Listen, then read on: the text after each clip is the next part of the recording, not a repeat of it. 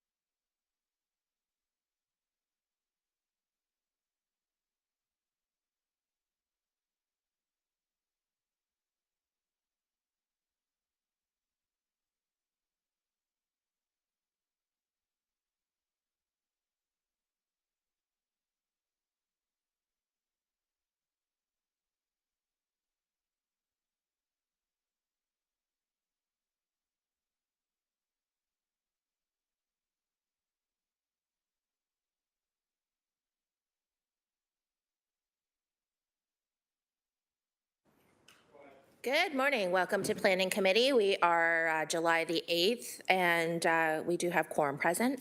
So may I please remind everyone that to have all of your electronic devices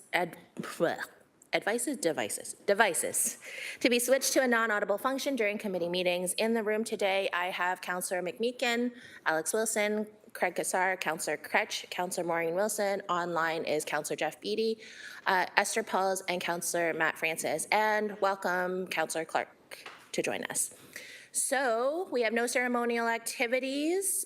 So Clerk Kelsey, any addendum items to this agenda?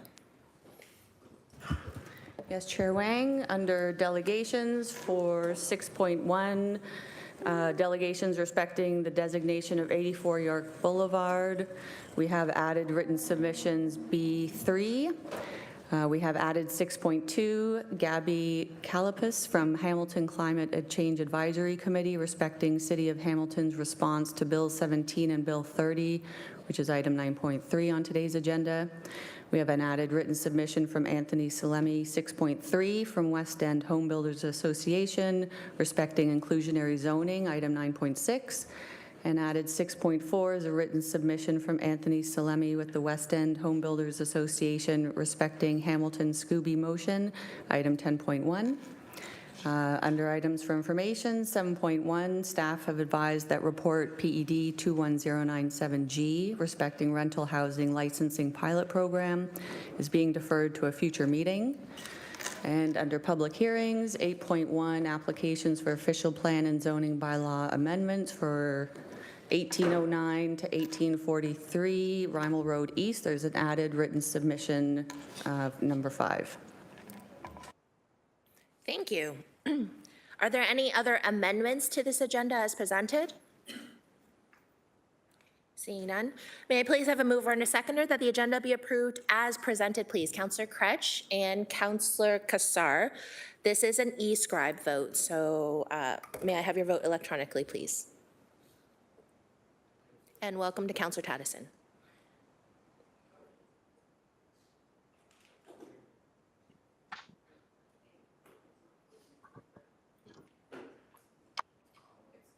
It's coming. Oh, wait. Weird. Mine is grayed out, so.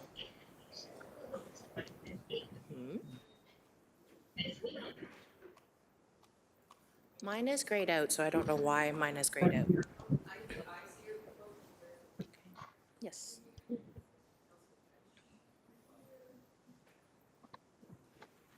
And that vote carries 9-0. Thank you.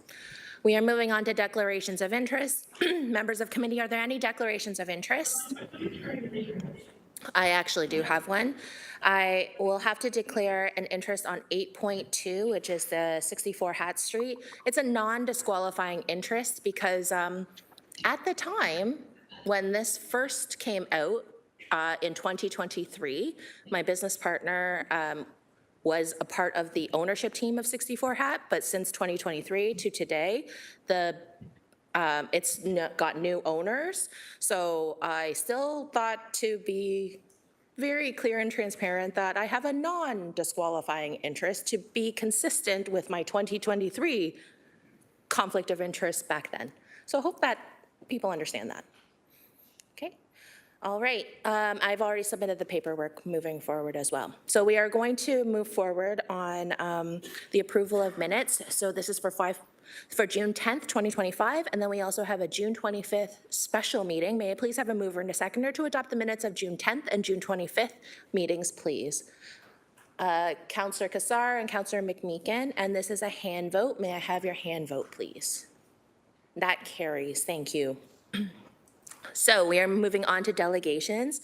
Before we begin our delegations for today, members are reminded that questions of the delegates are for clarification purposes only and not for debate. A note to our delegates, you have 5 minutes to complete your delegation. You'll hear a tone after the 4-minute mark, and then you'll have an additional minute to finish up. So we are starting with 6.1, which is the delegation from Jackson Thun, respecting the designation of 84 York Boulevard. This is the Philpott Church. I think Jackson is here in person. Oh, there you are, Jackson. Come on down, please. I'm sorry if I mispronounced your last name. That's fine. It's a tough one. Okay. Thune. Soon with a lisp, as I say it. Thank you, Mr. Yeah. Thune. Yes, yeah. In Dutch, it's toina, Oh, well, which I didn't learn until I was playing hockey in Germany once, and the hotel clerk was yelling, toina, toina, toina. And I went, I don't have a room available for me. He said, we've been calling you for a long time, man. Anyway, so Jackson, you have 5 minutes. You'll Yep. hear a ding at the 4-minute mark anytime you're ready. okay, awesome. Good morning, everyone. Thank you very much for allowing me to speak today. My name is Jackson Thune, and I'm here to represent Philpott Church, where I've been a pastor for the last 5 years. I don't have much to add to what you've all hopefully seen in the letter included in the agenda for today, which highlights the church's current position, along with support for that position from the HUPE group. And we have also heard from others, as I hope you have as well, who have a vested interest in the health of the city that support our position, which is that the city should, at this time, withdraw from the heritage designation and easement process and allow the notice of intention to designate to lapse. I could speak to the fact that the opportunity to designate the building at 84 York Boulevard has come up more than once in the past, and the city did not decide to do so in any of those instances, despite the fact that it would have made more sense then, as the building is now more than ever in a significant state of disrepair and cannot feasibly be preserved, relocated, or integrated into new development. I could speak to the fact that this process of a tentative heritage designation has caused significant strain on our church community due to the purchasers of this property using this ongoing deliberation as a tool to inaccurately claim an encumbrance on the property, leaving us in an incredibly difficult financial position. I could speak to the fact that the vast majority of the folks that care most about the building, folks who have been married there, whose parents and grandparents were married there, who've seen their kids grow up there, they are the ones who recognize the need and are in favor of letting this designation lapse. But really what I just want to talk about briefly this morning, and I am a pastor, so I struggle with brevity, so bear with me, is the need for wisdom. To designate the building at 84 York Boulevard would be an unwise decision. You have all been elected because we, the people of Hamilton, feel that you have wisdom in your ability to make decisions that will benefit the good folks who call this beautiful city home. Allowing this designation to lapse and opening up the opportunity for this property to be transformed in a way that brings the potential for much needed housing, employment, and space for folks to, in the words of Jesus, have life to the full, would be a wise decision. We care deeply about the people of this city, especially our most vulnerable brothers and sisters, those folks that Jesus identified with the most. And I hope our words and deeds speak to that reality. And our goal is to continue to serve and love and care for our friends in a new downtown location that better serves the complex needs of our community through safety, accessibility, and more thoughtfully inclusive space. To designate 84 York Boulevard does put that in jeopardy. And if I may say, for those of us who share in the Christian faith, we know that Jesus cared very little for old buildings. What he cared about was people. And so we are asking that you make a wise decision for the people of the city, for the people who worship as a part of Philpott Church, and for the many people, those who are made in the image of God, who we want to continue to love and serve and care for here in the downtown. And so I'm just asking that we make a wise decision today. Thank you very much. Thank you, Pastor Thune. Speakers, this is open. If there are any questions at the delegate, Councillor McMeekin, please. Thanks, Pastor. Thanks for coming out and sharing. I've been doing a little bit of research on Philpott, and it has, in and of itself, from a theological perspective, its own unique heritage. Can you share a little bit of that with us? Sure. I mean, Philpott Church has obviously been a mainstay in the downtown for over 100 years, started by P.W. Philpott, who was, just a presence in the early sort of church workers movement. And our, I think, uniqueness is that we have always been a downtown Hamilton church and have always sought to serve the downtown area. And that's been core to our identity. That's become especially more important in the past number of years, certainly since the pandemic.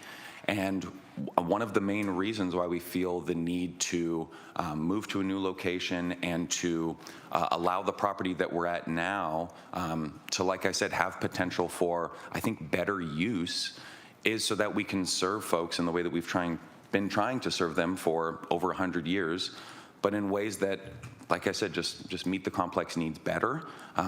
And we recognize, I mean, folks that have been there for literally generations at this church, which is, that's unique in itself, they are folks who are in favor of this. People love a lot of things about this building, but they don't love that it's inaccessible and it doesn't serve many of the needs that we want to continue to serve. And we'd love to see it be used in a way, like I said, that just allows people to live full lives, whether that's housing or a place for people to work, or just the district in general seems to be transforming in a way that I think is overall good for the health of the city. Pastor, someone said to me the other day that, decisions between good and evil are easy, and we all want to be on the side of the angels. It's decisions between competing goods that are tough, housing versus whatever. Yeah, 100%. So I'm interested, you obviously are looking at a substantial alteration in the form and style of your existing ministry. Can you tell us a little bit about how that's going to take shape and the potential that you see for the congregation and the mission work? Sure. I mean, one of the big things, like I mentioned, is I really like the phrase thoughtfully inclusive space. We serve the folks in the downtown. A lot of the folks that are outside this building right now are in and out of our church building on a regular basis. But there are realities that the current building just doesn't allow us to serve.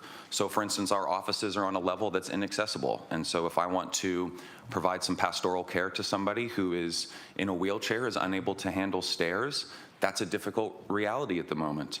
We have an entire basement that we run a clothing ministry out of. Folks can come and just get as many clothes as they need to stay safe, stay warm, all those sorts of things. That's an inaccessible part of our building. And so if folks are not able to get down there, then we've got to figure out other alternatives.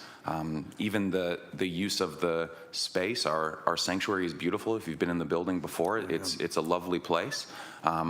But that and the place where we really do a lot of our service are separate, and where we're moving to, all of those things overlap, which I think is beautiful, where the space where we worship on a Sunday is also the space where we're doing lunches throughout the week, where we're serving folks that are just coming into the building. So much more overlap and space where people feel like they can come in and they can belong. And not that that's not happening now, but we really feel like a new facility can serve that need better. Thanks for coming this morning and sharing a little bit about the good work you're doing. Thank you. Thanks. Thank you, Councillor McMeekin. Up now is Councillor Beatty, please. Thank you, Chair, and through you. Thank you, Pastor Thune. It's good to see you. Philpott, and I lament that we seem to be back to where we were about a year ago. And Philpott has always had a special place for my family. And I think I told this story before, but I'll repeat it. My grandmother came to Canada in 1954, widow, 8 children, lived in the downtown Hamilton area. And Philpott was the first job that she had when she came to Canada was cleaning the hall at Philpott Church with my dad and his brother tagging along, I think at the age of 5 and 6, probably some early child labor laws being broken, unfortunately, back in the 50s. But I admire the work that Philpott has always done. And last year, I had the opportunity to attend one of the lunch programs at the church and saw firsthand the deep impact that the congregation is having in this part of Hamilton, serving those who are in deepest need. And I'm just wondering if you could highlight in terms of the numbers or the impact. What I saw last year was a full space, full house, if you will, a lot of need being met. Where are the numbers trending for you right now in terms of the service that you're able to offer versus, I think, the need that you see in the community firsthand? Yeah, absolutely. And yeah, thank you for sharing. And I think that's just an example of the long history that Philpott has been blessed to have in the city. But really for our, we run a lunch service, which we call Church at the Table on Thursdays, and we've consistently got about 100 folks coming out to that every single week, which is huge. We also basically every single day are just out in and amongst our sort of neighbors, folks next door from the Salvation Army, people that are often just on our property for one reason or another. And so we're probably trying to meet the needs of 10, 15, 20 folks that we develop relationships with really on a daily basis. But I think it extends even more than that. Once I'm done here, I won't be able to stick around. I've got to run back to the church. We're running a kids camp for the week. So I'll have a vastly different attire here in a little bit. But we've got kids that are coming in for our kids camp, totally free. They don't have to pay a cent. They come in and they spend a week just getting to hang out and have fun and play laser tag and just enjoy, fun with their friends. And one of the young girls that's coming was someone who came to a Church at the Table on Thursday and is 100% part of the sort of most vulnerable population of the city. And the difficult reality is we're seeing that more and more, where the realities that are just all around us are impacting, it seems like, folks younger and younger and younger. And so that's another need that we're trying to meet is not just for adults, but for kids, for youth as well. And we have wonderful partnerships throughout the city. We're very close to our friends next door at the Salvation Army. We have a great partnership with them and a number of others that are doing similar sorts of work. And so I would say we're serving upwards of 125, 150 folks, each week. And yeah, trying as best we can to just show them the love of Jesus and help them in any way we can. So that's where things are at. Thank you for that, Pastor, and thank you, Chair, for allowing the question. Just to put a fine point on it, though, if you don't mind, Pastor, the trending right now, do you see a decline? Do you see static numbers, or do you see small growth? Which way is the line moving in terms of the services that you're offering? Yeah, I think we're certainly very slowly, in terms of services we're offering, that is moving upwards in some ways, where we're trying to meet more needs. And again, that's one of the realities of wanting to make this move, is so that we have a long-term sustainable facility that can do that in a way that's even better than what we're able to do now. And there will be challenges in moving. There's going to be challenges for the rest of this process. But the goal is long-term, sustainable space where we can care for folks in the city. Okay. Thank you for that, Pastor. Grateful for the work you're doing. Thank you, Chair. No further questions. Okay. Thank you. Seeing as there are no other speakers, thank you, Pastor. We'll let you get off and hang out with the kids. Thank you. Sorry, I just saw that Councillor Pauls has just put up her hand. Councillor, did you have a question for the delegate at all? Yes, okay, so Councillor Pauls, please. I do. I did have my hand up. It came down. Anyways, I'm a little bit confused. I thought, Pastor, that you sold Philpott and you moved. Do you own two places now, or am I missing something? Yeah, so like I mentioned in sort of my presentation, hopefully folks saw that in the agenda. So we had an agreement to sell the property. We had a purchase and sale agreement. And the party that we made that agreement with then sort of turned back on that agreement, citing this heritage issue as an encumbrance, saying, the heritage issue came up and you didn't tell us about this, you didn't know about this, and I'm going to try not to put my foot in my mouth because I'm good at that. So I won't speak too much about that side of things, but yes, that is the reality. So we currently, that party has a mortgage on our property. And so we do own 160 King Street East, which is the old Lincoln Alexander Center, that is near the end of its renovation so that it can function as a new worship space and as a new welcoming community space. But I will just really quickly speak to, I was thinking about this week.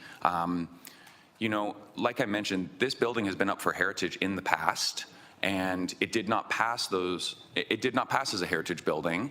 And if the purchaser, who I'm assuming did their due diligence, went and looked at that, then I'm guessing that they bought the property thinking, well, there's no way it will be designated again. It's had opportunity to do so, and it did not happen. And then now when this comes up, they see that as a potential way to, now we can maybe get out of this deal. Unfortunately, they were wanting to build condos, and we know that the condo market is not doing well. So I'm wondering what precedent this may set if there are other buildings that have not been designated as heritage in the past. Purchasers go through the due diligence and say, well, there's a pattern here that it won't be designated, but all of a sudden now we're moving on designating buildings. What's to stop other purchasers from saying to any of the other, owners of any properties in the downtown to say, heritage came up and look, there's a precedent here. We're pulling out of this deal. There's nothing you can do about it. And so I think there needs to be sort of a standard. If it's come up for designation in the past and has not been approved for that, what's sort of the standard in how we go about that? That's, I think it sets a tough precedent for others that might be wary of selling properties with the potential of this happening to them as well, especially properties like us. We're a nonprofit who we don't make any money, right? We're trying to just serve, so we don't have the ability to fight a lot of this, which makes it really, really difficult. Thank you for that. I've been in your church many times. I have friends that go there. And I want to tell you, there's no doubt all the work you do. There's no doubt the love you show to our city. So my question to you is, if we were to lift the heritage designation, would the deal go through? That's a great question. I wish I knew the answer. I can't say with 100% certainty at this time. I'm not 100% sure what would happen. It certainly would help. Yeah, I just can't imagine the pressure of your congregation owning two places, trying to keep them both afloat and trying to help people. So I hope we can help you out in some way, and I hope this turns out to be a good news that we were able to help. Thank you. Yeah, thank you. Thank you again for all you do. Thank you. Thank you, Councillor Pastor. It seems you have several other speakers that would like you to ask you some questions. That's fine. That works. First up is Councillor Crutch, followed by Councillor Clark. Councillor Crutch, please. Thanks. So I wasn't going to add myself to the speakers list, but I will now, just to clarify a couple of things that you've said. When you made a choice to enter into a development agreement for this land, I'm sure you also recognize the fact that you could have just kept the church where it was, built 2 30-story towers, built affordable housing, worked with a not-for-profit, and done this in a different way, right? Like, there's many other things you can do with this parcel. We've seen lots of churches across the country choose to sort of say, well, we're going to keep the congregation where it is, we're going to restore the building through a development agreement, and we're going to build on the land and do both. Why didn't you choose to do that? That's a good question. And, to be honest, I was not at the church during those initial discussions. I've been there 5 years. I started out as a youth and young adults pastor and have found myself in the role that I am now, which is the interim senior pastor. But certainly I know options were looked at. So I can't speak with 100% certainty as to why the decision was made at that time to enter into that purchase and sale agreement.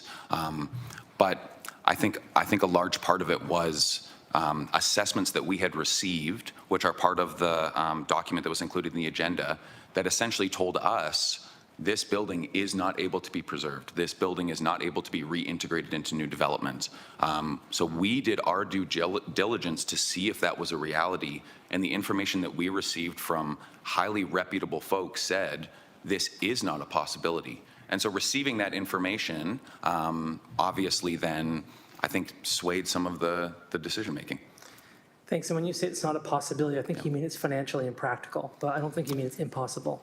Yeah, I think, yeah, for sure. I mean, yeah, I understand what you're saying there. I do think based on the assessment, we had an assessment done by Walter Fady, that the underlying structure is so worn down, and the items that have been up for heritage easement are items that were actually retroactively fitted to the building much later. And so the structure itself, the things that you don't see, at least we've been told by experts, I haven't gone and taken a pickaxe to any walls yet, but what we've been told by experts is that this structure is not feasible to maintain. And so that was the information that we received, and I think we made the best decision based on that information. Thanks for the chair. 2 more questions. Third question I have for you is, so what was done to preserve this building by the folks in the congregation over the years? We have heritage grants available to us. There's heritage grants to the federal government and provincial government. There's all kinds of ways to preserve these structures as they age. Yeah. So did the church apply for grants, raise donations, and try to keep this in good repair, or not, weren't able to do so? Yeah, so there was a campaign to raise some donations. I can't speak to whether or not grants were applied for. I'm not sure. Again, that would have been before my time. But certainly fundraising was done in the past. But to be honest, it was more so to add in practical use space. So for instance, a number of years ago, we added what basically functions as a gymnasium. That's what the kids are running around in right now, playing basketball. So money was invested into space that can do more than just continue to look nice. It was more so, how can this space best serve? I think the difficult reality is too, as any church does, you go through ebbs and flows of where does money go, and when it comes to, does money go to serving folks, or does money go to, maintaining aspects of buildings? If you've ever been on a church board, those are tough conversations. But yeah, decisions were made for more service-related things, and that was that I think was the pattern. Thanks. And just finally, want to make sure that we're all clear and you're clear on what we decided to do up to this point, right? So if I understand it correctly, what happened was we decided to allow for there to be a site application put in. Once we knew housing would be built, then the designation would be taken away, and in the meantime, there'd be some activity to try and preserve some of the features. That's where we are today, right? So there's nothing that's happening here that's actually preventing anything from occurring moving forward. The preservation of some features, and then, of course, the site application would have to come in for there actually be a guarantee there's going to be housing, and then, of course, then you could demolish the building. That's my understanding of the process. Is yours somehow different than that? Are you saying that it sounds to me like you're saying you make the decision on heritage, then you receive the application for housing, is that correct? No, what I understand it to be, and we'll talk to staff about this later, I'm not going to quiz you on No, that's fine, the yeah. fine points of Thank you, I planning. appreciate that. I'm referring back to the way that you outlined this. Sure. My understanding is that the council made a decision some months ago, and that decision was that we would enter into a heritage easement, and what that would allow us to do is to ensure that once there was a site plan in place, once there was housing imminent, it was going to be built, then the demolition process would begin, not before. So I'm not sure how that, truthfully, how that really impacts the project you're trying to undertake if you're trying to build housing in the end. Sure. I mean, it has directly impacted our relationship with the purchaser of the property, who has absolutely used this deliberation, like I said, to claim an encumbrance on the building, which has put us in a significantly difficult financial position in which we believed in good faith and based on good legal opinion that we had a purchase and sale agreement that was binding and solid and would allow us to receive the funds necessary to move forward in a space that could serve the community better. And the fact that this has come up has had real implications. It's meant that I won't speak to the numbers financially, but it's been incredibly difficult trying to work through a very large home building company that has far more resources than a small 100-year-old church that is just trying to do their best. So it has had implications, serious implications. Thanks very much. Yeah, thank you. Last speaker is Councillor Clark, please.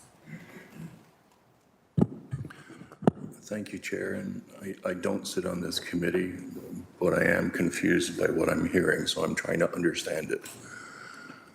There was a purchase and sale agreement that was closed, and so the church now belongs to another entity.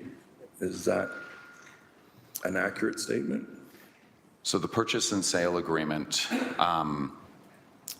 yeah, you know, I can't speak, I'm not 100% sure around the language of closure. I don't want to say something that is inaccurate. But to say that the introduction of this discussion around heritage and the potential to designate the property as a heritage property has been essentially a tool that this purchaser has come back at us and said, this qualifies as an encumbrance. You're in breach of this contract.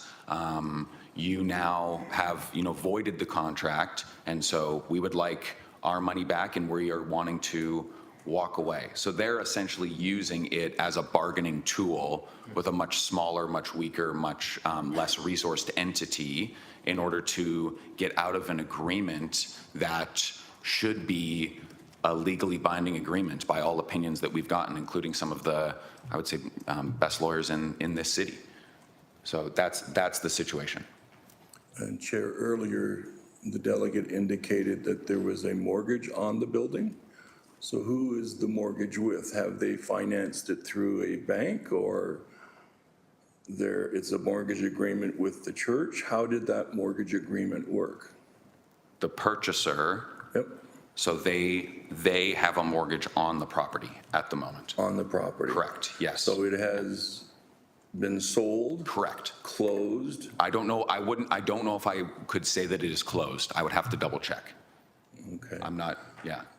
Well, I'm a confused guy in terms of how do you get a mortgage on a deal that hasn't closed. So I'm assuming it's been closed, there's a mortgage, and now they are coming back on you with legal allegations that you ought to have known about this pending heritage designation. That's correct, yes. And if you did know and didn't do anything about it, then the financial burden will fall to you in litigation. I would say that's accurate, correct. Thank you. Yes. Yeah. Thank you. Yeah, and I think that's why the fact that this has come up in the past and has not been designated is important. That's important information around what precedent this sets. Okay. Seeing as there are no other speakers now, thank you, Pastor, for your delegation. Thank you very much. We do have several written submissions, so committee, it's in your e-scribe. You'll see that there are 3 separate written submissions, but we will continue on with the other delegations and then vote on them to receive as a whole at the end. So up now is Gabby Kalapos from the Hamilton Climate Change Advisory Committee. This is respecting the City of Hamilton's response to Bill 17 and Bill 30, item 9.3 today. Thank you very much, Chair. Thank you very committee members. Should I just turn that? Oh, okay. Thank you. Hi there, everybody. My name's Gabriella. I'm Gabriella Kalapush. I'm co-chair of the Hamilton Climate Change Advisory Committee, and we just wanted to come to the Planning Committee to share some of our concerns related to Bill 17. So the Hamilton Climate Change Advisory Committee would like to provide Hamilton Planning Committee information related to our concerns regarding the risk Bill 17 poses to the advancement of Hamilton's green development standards and provide recommendations for Planning Committee's consideration on Bill 17. Green development standards are an essential tool used by municipalities to advance sustainability objectives while streamlining the development approvals process. These standards consolidate pre-existing planning requirements into a single framework, offering clarity and consistency for applicants and municipal staff alike. Since the introduction of the Toronto Green Standard in 2010, green development standards have been adopted across the greater municipalities across the Greater Toronto and Hamilton area to promote energy efficiency efficiency, low emissions, and climate-resilient development. Green development standards reduce administrative burden and provide long-term predictability for builders and developers rely on. These standards lower utility cost for property owners, reduce infrastructure strain, both on the electricity system as well as on other stormwater infrastructure, and help municipalities avoid future tax increases by managing energy demand and climate risks through smarter building design. Municipalities have used green development standards to streamline development approvals through clear and harmonized sustainability expectations that are clear to developers right from the beginning of the application process, reduce municipal and resident exposure to long-term infrastructure and energy costs, align with federal and provincial greenhouse gas reduction targets, and foster livable and affordable communities. Contrary to suggestions that green development standards create red tape, municipalities with green development standards have seen measurable improvements in development timelines. For example, Toronto has updated its TGS to version 4 and leading to a 20% reduction in approval timelines. Pickering, after adopting a green development standard in 2022, reduced approval timelines by 16%. Brampton updated its green development standard in 2022 to harmonize with regional peers and saw timelines fall by 26%. In contrast, Ottawa, who chose not to develop a green development standard, experienced a 30% increase in approval timelines. These outcomes reinforce that green development support, not hinder, the housing development process. Today, all green development standards in GTHA municipalities have aligned their energy and emissions metric either with the Toronto Green Standard version 3 or 4, enabling consistency across the region. This harmonized approach supports builders operating across multiple jurisdictions, reducing compliance complexity and encouraging innovation. Bill 17 risks undermining municipal ability to implement green development standards, and if passed, this legislation could limit municipal authority to apply sustainable design guidelines, reversing recent progress towards consistent, streamlined, and outcome-based approvals. In addition, green development standards have supported reducing energy costs and increasing affordability over time. Future homeowners may face higher utility bills, and municipalities could face increased infrastructure costs passed on to property owners. Green development standards are a proven mechanism to both accelerate housing development and achieve climate and affordability goals. Bill 17 poses a significant risk to the progress municipalities have been making in aligning planning processes with long-term sustainability outcomes. It is recommended that the City of Hamilton pass a resolution calling on the province to protect municipal green standards protect municipal green development standards in Bill 17, and that the municipalities have the authority to identify what reports they require as part of a full development application, and then a one-size-fits-all across our province is not the way we should be managing our local priorities and needs and infrastructure needs. Thank you very much. Thank you for that. Speakers list is open, so if there are any speakers for Gabby. Councillor Maureen Wilson, please. Good morning. Thank you for being here. I was just wondering if you had any opinion. My understanding is that staff from the City of Toronto advised the City of Toronto's Executive Committee and subsequently Council that Bill 17 has no authority over their established green standards. Would you care to opine on that, or do you have an opinion? Thank you. Yeah, the City of Toronto, because it already has green development standards authorities incorporated into its official plan, doesn't need to go to the Minister of Municipal Affairs and Housing to seek approval for advancing a green development standard. It has already had that in place in its official plan.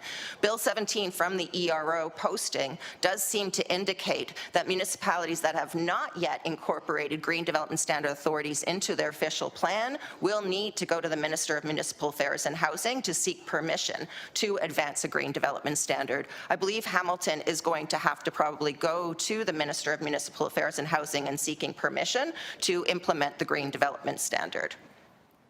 And so because Toronto has already brought that all into place and the infrastructure's in place, from the ERO posting, it does seem that they don't need to go to the Minister of Municipal Affairs and Housing. What they would need to do is just identify all the applications that they require as part of their full development application and file that with the Ministry of Municipal Affairs and Housing.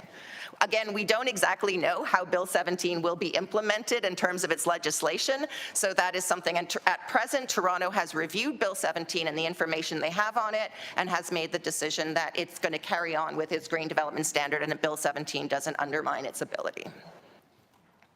Thank you very much. I appreciate that, and I appreciate that staff at the City of Toronto released their opinion after the bill was proclaimed. Thank you for that. Another speaker is Councillor McMeekin, please. Yes, thanks for coming out. I'm fascinated with your sharing this morning, and I'm sitting here wondering if you could opine on this. Why is the province moving to restrict municipalities from adopting green development standards? Yeah.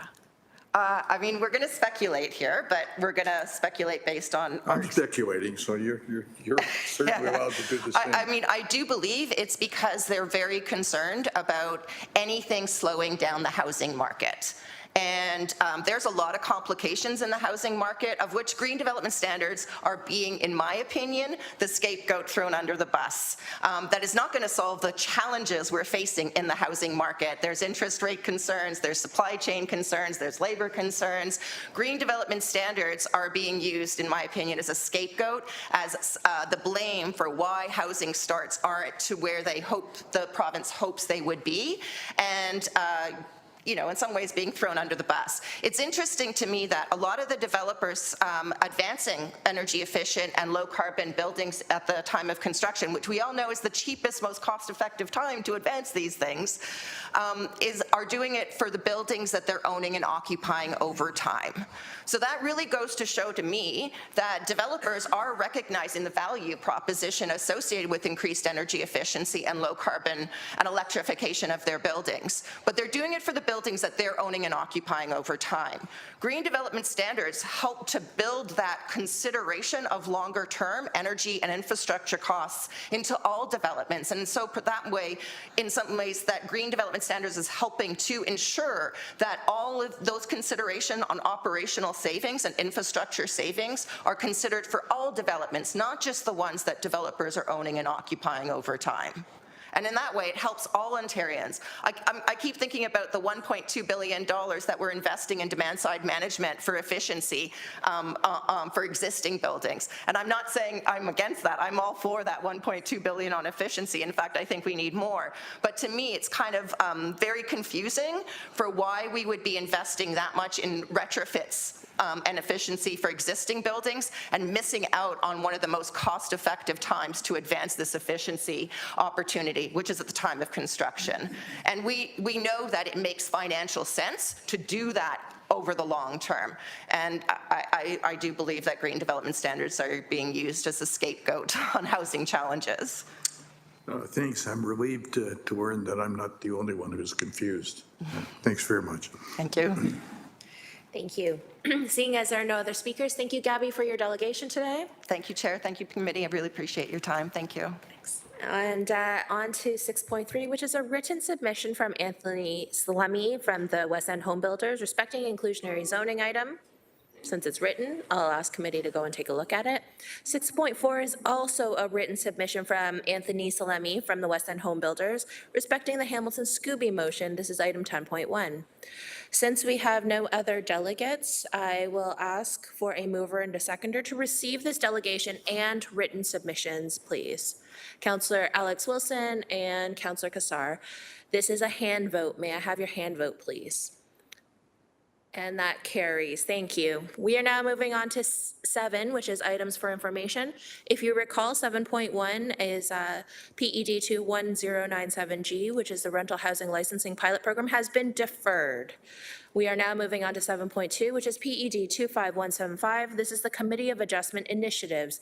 At this point, like to ask if there's a mover and second to receive this item for 7.1. Counselor Alex Wilson and Counselor Kretsch. Any discussion on 7.1, please? Sorry, we have two speakers? 7.2, correct. Sorry, I keep forgetting. Yes, sorry, 7.2, yes. Okay, Counselor Kretsch, please. Just wanted to briefly say that I appreciate the improvement made specifically with respect to the signage here. So this aims at a clear writing standard. And so I think there's a couple things I would probably say, hey, we could probably still tweak to make it a little bit clearer, but it's extremely clear compared to the previous document. Some really just quick takeaways as to why we're using appropriate margins so as to create a bit of space around the text, so to give some relief from people trying to look at it quickly to ascertain what it's saying. We're using plain language in multiple different time formats and things like that, again, to be as accessible as possible. So I just encourage everyone who's done this work and thank them for doing it, because I think this is the direction we have to go in, right? Is making these things clearer, making these things easier to read, and making them in plainer language for people who are out there just trying to understand what's happening. Residents who just are curious, who are trying to figure out what on earth is the Committee of Adjustment? Why do I care? What is it doing here? And what does it mean? So thank you for that. Thank you, Counselor Kretsch. I do recognize that Manager Emily Coe is here to speak on behalf of Committee of Adjustment. So Counselor Alex Wilson, please. Thank you. Similarly, very appreciative of the update in this report. My question is more so about the other kind of pieces of ongoing reform or revitalization. So I know there's, I believe, an outstanding council motion asking for a report back on some of the decisions and appeals specifically. There's been a conversation about training. I'm just wondering if the full picture can be scoped out. These are great process improvements. I don't want to take away from this one. I'm just trying to understand how they fit into the puzzle of making a more streamlined process for folks. So if we could maybe cluster around what other things are going to be impacting Committee of Adjustment and just how this works in tandem, or what those timelines might be, just to get the bigger context of what's going on. Thank you. Excellent. Emily? Through the chair, Emily Coe, Manager of Zoning and Committee of Adjustment. That report on Committee of Adjustment decisions is actually being brought forward to the next Planning Committee on July 29th. And it does go tandem with this report, kind of scoping out further improvements that are going to be made as a result of that motion that was brought forward by Councillor Danko. It's like you have that future thinking happening. Any other questions, Counselor? And then the development permit application reviews, there's other reviews going on in the desk. Do those touch any COA? Is there any COA overlap and kind of more department-wide reviews happening? Or are those more focused as we've been talking them so far? Just trying to understand if COA loops into that at all. Through the chair, at this time, this report's just focused on Committee of Adjustment improvements. Thank you. That helps. Okay. Thank you. Seeing as there are no other speakers, may I have your hand vote to receive 7.2, please? That looks like it carries. Thank you. Thank you, Manager. We're on to public hearings. The public has been advised on how to pre-register to be a delegate at the public meeting on today's agenda. If a person or public body would otherwise have an ability to appeal the decision of Council of City of Hamilton to the Ontario Land Tribunal, but the person or public body does not make oral submissions at a public meeting or make written submissions to the City of Hamilton before the bylaw is passed, the person or public body is not entitled to appeal the decision. If a person or public body does not make oral submissions at a public meeting or make written submissions to the City of Hamilton before the bylaw is passed, the person or public body may not be added to the hearing of an appeal before the Ontario Land Tribunal unless, in the opinion of the tribunal, there are reasonable grounds to do so. We are now moving on to 8.1. This is the PED 25062 application for the official plan amendment and zoning bylaw amendment for lands located at 1809, 1817, 1821, 1825, 1829, 1831, 1835, 1837, 1841, and 1843, Rhymal Road East. This is Ward 9. If required, we do have James Van Roy here, so would committee like to see the presentation? Yes, please. So James, come on down.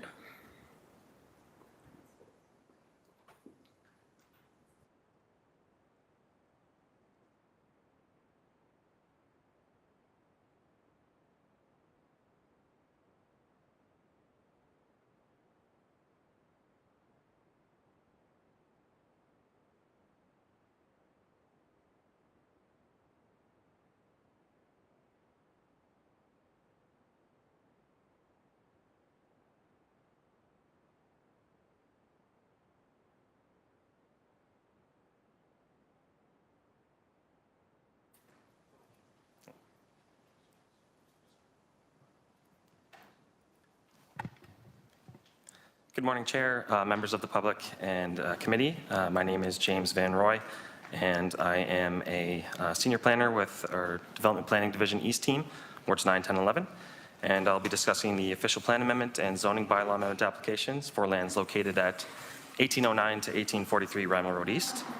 Staff are recommending approval of the applications, which would effectively permit 4 12-story buildings, mixed-use buildings, 2 blocks of 2-story townhouse dwellings, and a future block for future low-density residential use.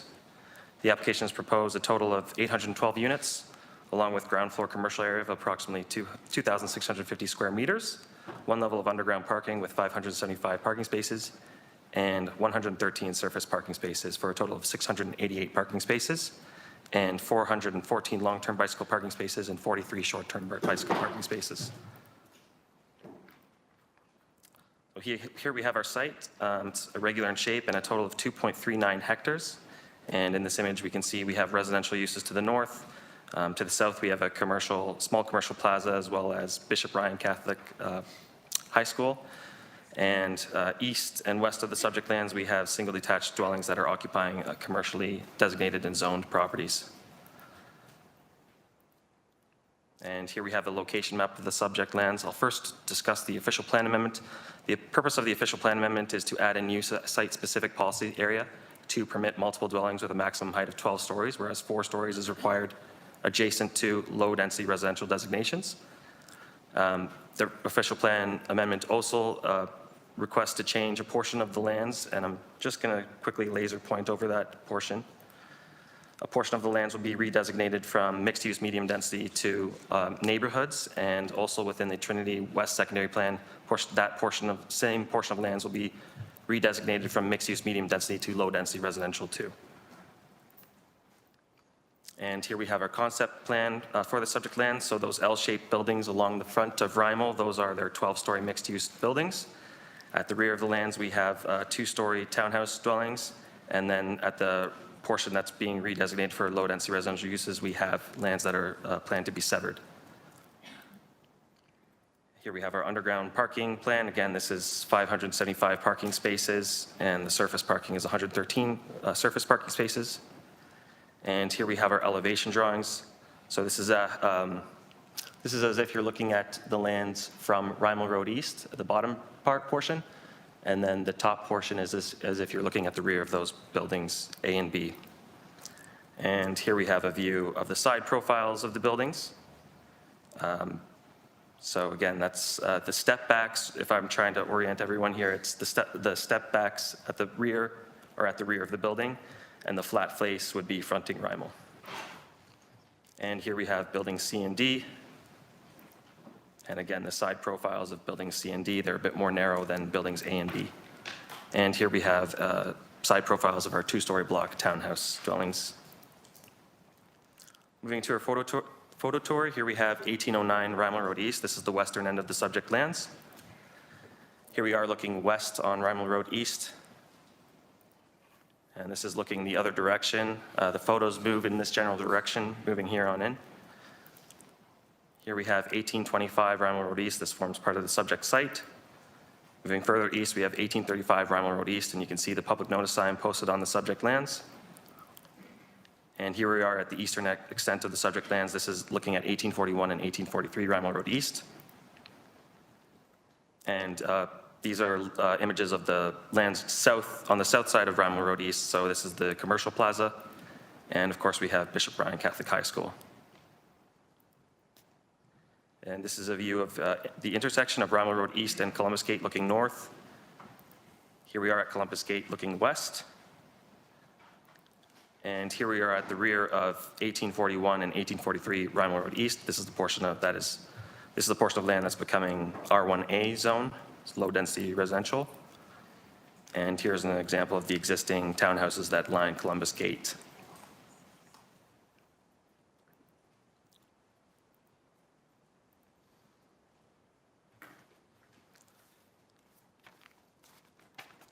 Just want to get to the circulation process.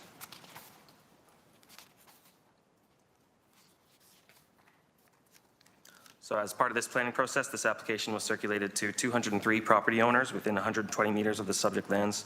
First on September 5th, 2024, again on May 9th, 2025, and a third time on June 27th, 2025. And the notice was also published in the Hamilton Spectator. To date, we've received 22 comments, and an online petition with 292 signatures has been received. And at a high level, I'll just go over the concerns that are echoed through the residents. They have concerns mainly with the height of the building regarding its privacy, overlook, and shadow. The proposal adding to parking issues and traffic congestion in the area, the impact on emergency services, the expectation of a lower built form, overpopulation, increase in crime, extra demand on the school system, concerns with strain on infrastructure such as roads and sewers, concerns with increased noise, concerns with environmental impact or increased pollution, and concerns with character of the land and the lands being in an appropriate area for this type of development, concerns with property values, light pollution, loss of existing trees. I can speak to those concerns through any questions that the committee has, but in closing, staff find that the proposed official plan amendment and zoning bylaw amendment can be supported as they are consistent with the provincial planning statement and meet the general intent and purpose of the Urban Hamilton official plan and Trinity West secondary plan subject to the adoption of this amendment. And this concludes my presentation. I'd be happy to answer any further questions. Thank you very Thanks. much, James. Speakers list is open. I do recognize that Councillor Clark would like to speak, but I'll ask committee first if there's anybody that would like to ask James any questions. Seeing none, Councillor Clark, please. Thank you, Chair, and thank you to the committee for your indulgence in my participation today. As I don't sit on this committee, may I ask Senior Planner Van Roy if you could turn the screen to 5 of 24, which is basically the design from above, if you will. That's, yeah, I can share.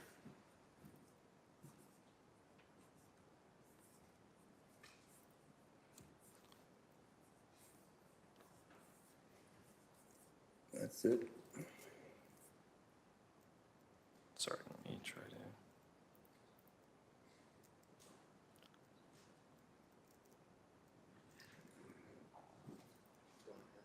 Yeah, calling a friend. That's okay, I can't do it either, so don't worry about it. Technology. Is it this one, Councilor? Mm-hmm. Next one. The next one after, that's the one, thank you. Can we make it a little bit bigger? I believe so. Thank you. Perfect. Okay, so to the right of the screen and at the back, there is this one square section of property. Can you explain exactly what that is going to be? So through the chair, this is going to be street townhouses. And is there any direct traffic route from the overall complex down and onto the side street? Residents are saying there's going to be cut-through traffic. I'm struggling to see where that is. Through the chair to the committee member, there is access off of Rhymal Road east primarily for this development. The street townhouses would have access off of Columbus Gate and off of, I believe this is Lexington Avenue. That's, you can kind of see that T intersection there. There could be traffic for those 8 units, I suppose. But not for the overall larger multi-residential buildings. They don't have access through the property there. No. Okay. Thank you for that. So there can't be any cut through, which is really important for residents. When I'm looking at the connections to Rhymal Road Share, it looks to me like there are 2 direct connections, one there and one just there. And those are the only entrances and exits from the complexes, correct? Correct.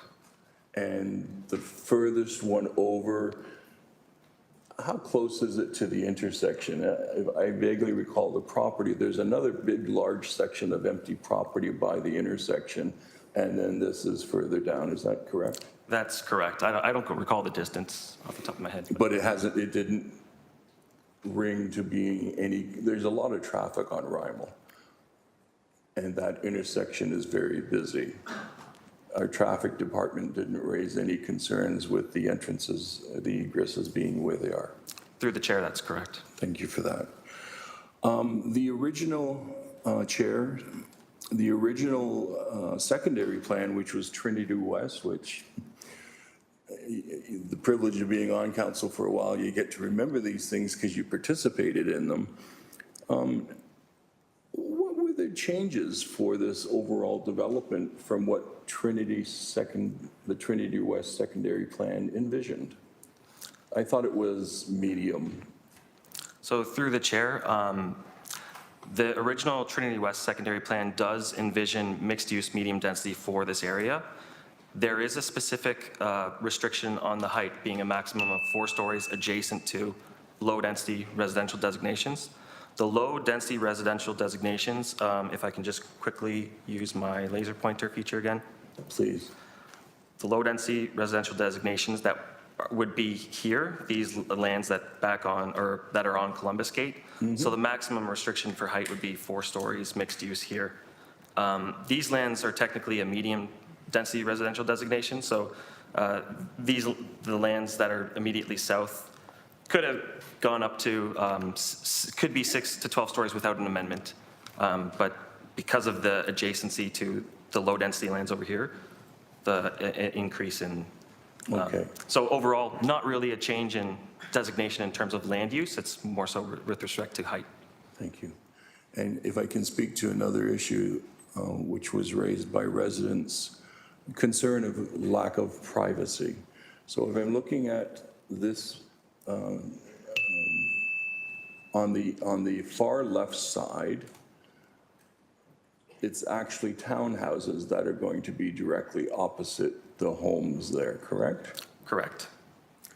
And then there is the parking, and then there is the building. Now, is the building straight up 12 stories, or is the building having setbacks all the way up, almost like a cantilever, like a birthday cake going up? That's correct. The rear of the building, that tail of the L, I'll say, is a step back, and the step backs are worked into the zoning bylaw amendment that's before us today. Can I ask the design of that, because I have seen it in other buildings in my ward. It seems to accomplish 2 things. It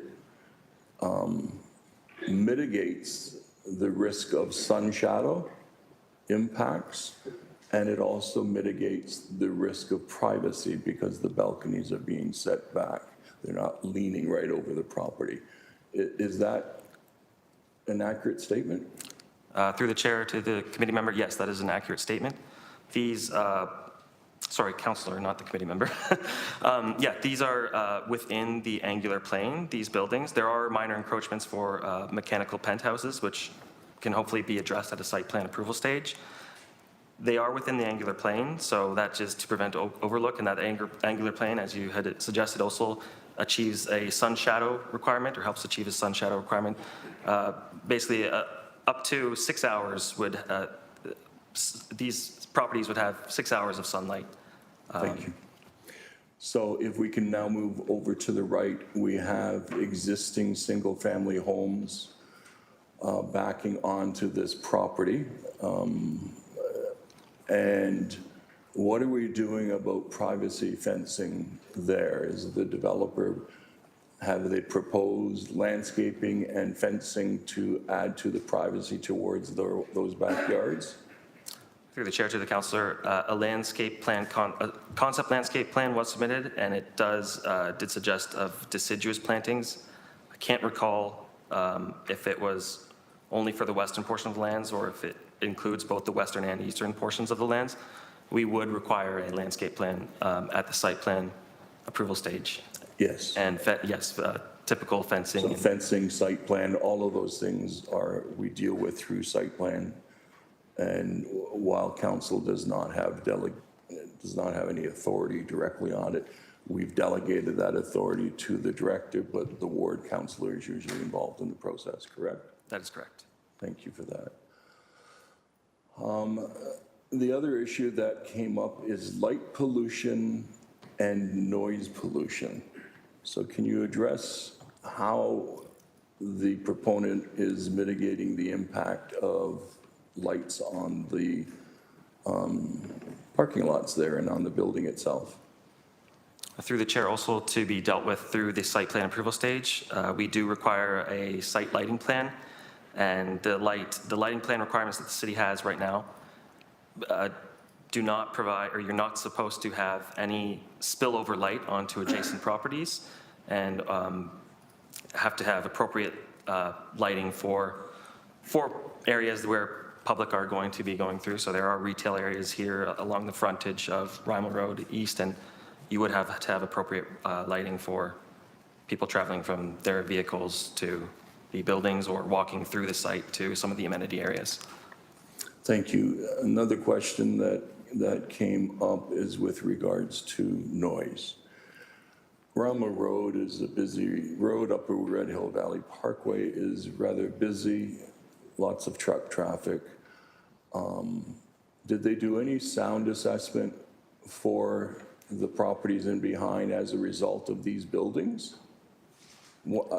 I thought when I saw it that the buildings would act almost like an impromptu noise buffer from the traffic along Rhymal, but was there any assessment done on that? Through the chair, my understanding of a noise study was submitted. My understanding of the noise study is it just addresses the impacts of Rhymal Road on the development itself, and they are within the MECP levels for noise control. So I would assume that, yes, they would help buffer more noise for those residences to the north. But that's an assumption on my part. Yeah, I understand that very clearly. The other concerns that residents had is that they were told by the realtor that it was going to be low-density housing in this area. The city has no recourse on what realtors or the developers said during the sale of those properties that exist currently, correct? Through the chair, that is correct. We can't prevent someone from coming in to apply for a land use change. The other concern that we always have in that area, as you know, you're in close proximity to the Aramosa Karst, and the lands in the area may or may not have karst features underground and aquifers underground. Was there a geotechnical study done or a hydrogeological study done to verify if there's going to be an impact? Through the chair, yes, we did receive a karst assessment, and it was evaluated by our friends at the Conservation Authority. They have provided 7 conditions that will be required at the site plan approval stage. And also that karst assessment does speak to a geotechnical study that they also submitted where they drill core samples into the ground. And so that would be dealt with. I don't recall all conditions, but HCA has recommended further assessment be done and that they will require a permit. Thank you. I am aware of that also. There's an earth ANSI in that area. Is this property on the earth ANSI or within the earth ANSI? Through the chair, I don't believe so. Further it's just east. Outside of it. Okay. Those are all my questions. Just a quick comment, if I may. There's no doubt that the 12-story buildings is a bit of a surprise for residents within the community. The Trinity West secondary plan did look at it and did recommend 4 stories. What has changed is the provincial planning statement from the province of Ontario, and the desire to increase the amount of housing is permeating every application that we have to deal with. We don't really have a legal footing to object to this. They would take us to the Ontario Lands Tribunal, and given the treatment that we received on 1065 Paramount, which was only an 8-story, we learned pretty clearly that the new provincial planning statement does not give the city or residents any avenue to object to the change in the character of the community. It is no longer permitted under the rules. And so we have, unless someone can advise me of something different, no legal recourse to stop this. None whatsoever. The second point is that Rhymal Road is now designated as a transit corridor. And I believe I think it was the S line that goes along Rhymal. It's intended to actually have rapid transit in the long term, and we have added the Rhymal bus route to this area, and it goes all the way down to Centennial Parkway and then down the mountain. So the application, while the residents, and I understand 242 of them signed petitions against it, I'm struggling to support opposition because in good conscience, we would be spending money on an appeal that is not winnable. And I can point to recent decisions from the Ontario Lands Tribunal. So while I don't like the 12 stories, I don't believe the city has any recourse to oppose it. When it comes to council, I'll speak to it and I'll be voting in the affirmative. Thank you. Thank you, Councillor Clark. Seeing as there are no other speakers, may I please have a mover and a seconder to receive the staff presentation, please? Councillor Taddison and Councillor Kassar. This is a hand vote. May I have your hand vote, please? And that's everyone. That carries. Thank you. We also do have Dave Aston and Stephanie Murtich from MHBC Planning. They are attending virtually. I see Dave. Anytime you're ready, Dave. Thank you, Chair. I do have a presentation that I just wanted to share briefly, if that's okay. Yeah, I think you should be able to share your presentation from your own technology, from your own laptop. Okay.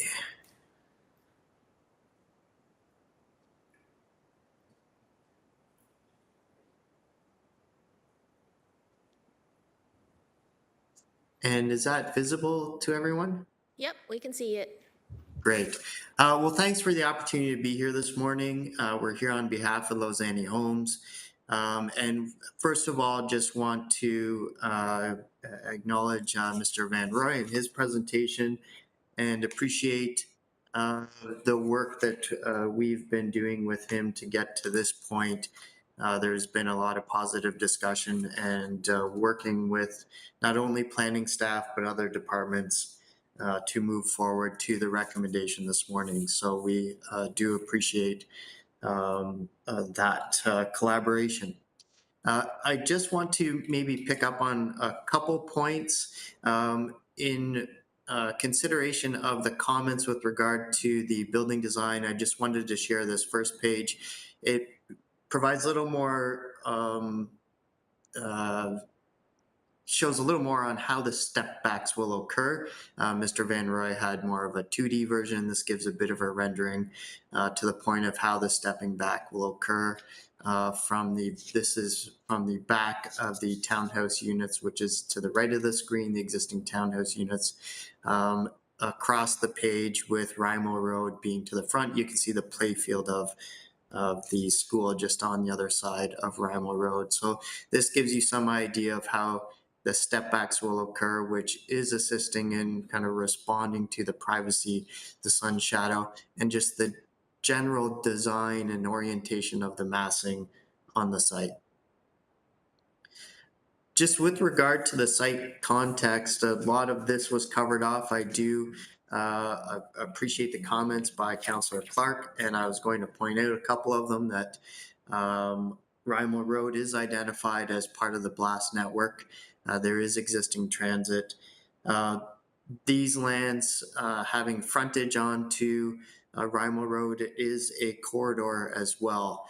And part of the official plan structure is to support intensification opportunities within nodes and corridors in your city. And this is an identified corridor, and it is a corridor that's going to evolve over time. with the planning for higher order transit to support broader objectives of movements within the city, and that would include the intensification. Also, just wanted to point out if the lands are relatively positively located in context of other parks and schools, with good access from pedestrian connectivity and cycling to those various areas. With regard to the concept, again, just pointing out a couple of items. In both instances, there is a landscape buffer between the existing residential and the proposed development. The buildings are stepped back on the eastern portion of the plan and also set back from the existing buildings through the at-grade parking and the lane and behind. There will be landscaping and there will be fencing from a privacy perspective to the existing residential. And as noted, the access points are located off of Rhymal Road. These were reviewed and supported by transportation staff. You can see the different design elements to them as far as movements.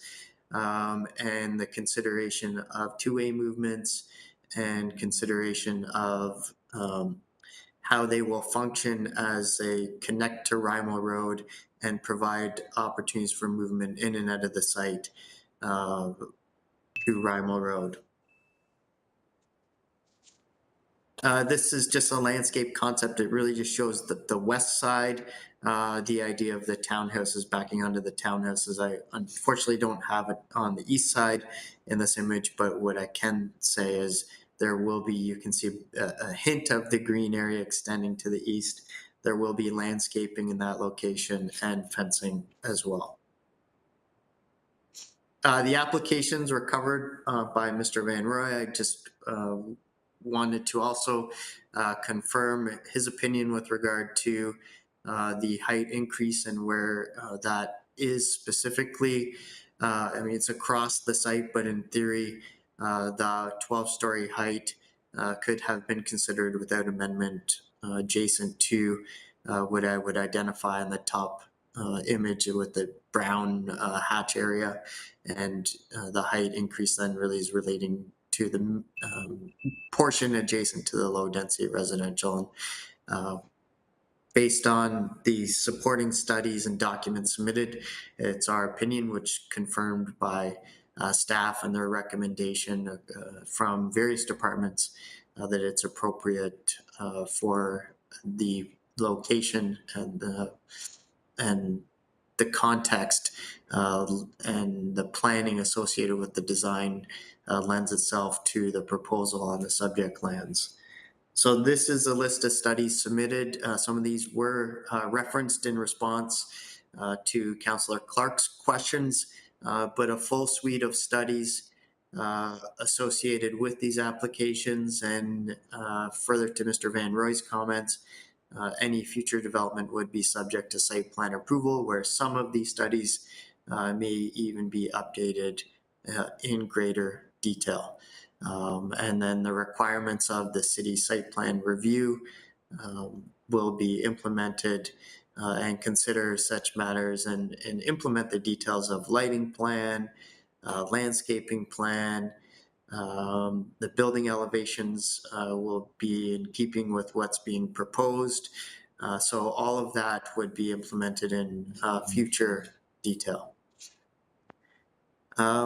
So just on this slide on the right, these two images show kind of not only are the buildings stepping from back to front, they're also stepping along the sides. So it's providing some visual articulation across Rhymal Road as well. And then the different building materials and the use of a podium and then a mid-block of a building up to a higher site provides good variation so that it doesn't appear that it's just a solid block of a building across Rhymal Road. So from an architectural perspective, a lot of detail and thought has been given to how the buildings will interact with the streetscape at the pedestrian scale, and then how they'll look from kind of a broader street level character across the frontage of Rhymal Road, in addition to how we dealt with stepping from the back of the residential units. And then on the bottom is just the design of the townhomes in the rear, a two-story townhouse, which would be backing onto the existing two-story townhouse in the one location. So in conclusion, it's our opinion that the applications are consistent with the PPS, that they are conforming to the official plan, not just only kind of the planning that was done in the context of the Trinity West, but the broader planning objectives of the city in relation to intensification in corridors, supporting housing and housing options, and then supporting the planned higher order transit, but also supporting the existing transit within the community. And with that, we are requesting this morning that committee support the staff recommendation for approval of the official plan amendment and the zoning bylaw amendment. And happy to answer any questions. Thank you for that, Dave. And I see that the speakers list is open. Currently, I have Councillor Clark. Councillor Clark, please. Thank you. Just one question. Mr. Lozani, his Soho properties that he is building, which are multi-residential, they are purpose-built rental housing. Is there any indication as to whether or not these buildings are going to be purpose-built rental housing or condominiums for sale? Do we know? Through the chair to Councillor Clark, at this point, we're uncertain. The Soho projects and the rental component has been successful. So that is something that I know that Lozani is considering, but at this point, not certain on which direction that will go. Thank you. And just to stress that in my ward, rental housing, there's a huge cry for. And so anything that can be done to encourage that type of rental housing. I know that in Building B of the Soho properties, they're pretty much all leased out. And occupancy is going to begin in the fall. So there is a real demand in the community for it. Thank you for your presentation this morning. Thank you, Chair. Thank you. Are there any other speakers for the agent at all? Seeing none, I do need a mover and a seconder to receive the agent's presentation, please. Councillor Taddison and Councillor Kassar. And this is a hand vote, so may I have your hand vote, please? And that carries. Thank you. You're welcome to log off now, Dave and Stephanie. Have a great rest of your day. You can watch us on YouTube. Thank you very much. Time, I'm going to ask if there are any members of the public that wish to speak at this public meeting. Are there any members of the public that wish to speak at this public meeting?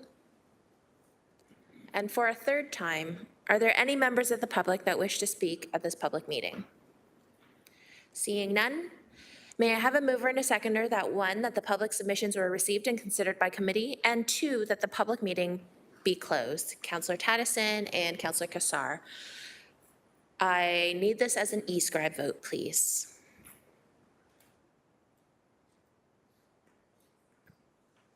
Vote is up.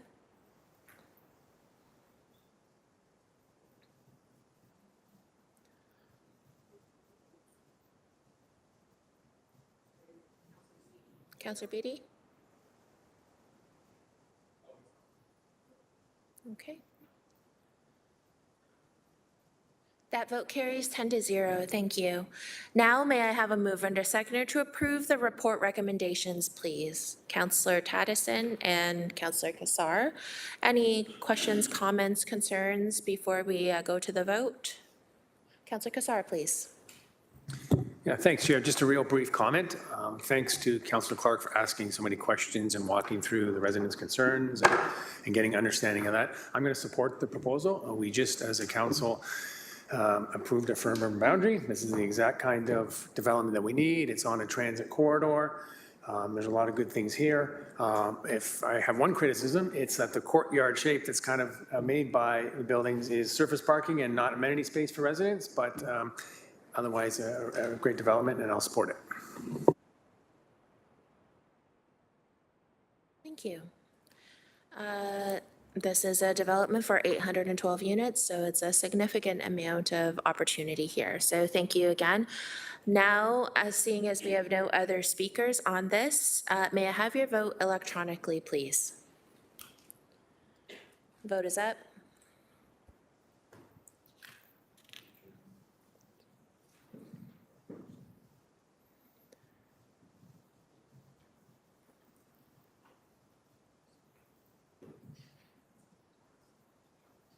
And that vote carries 10-0. Thank you.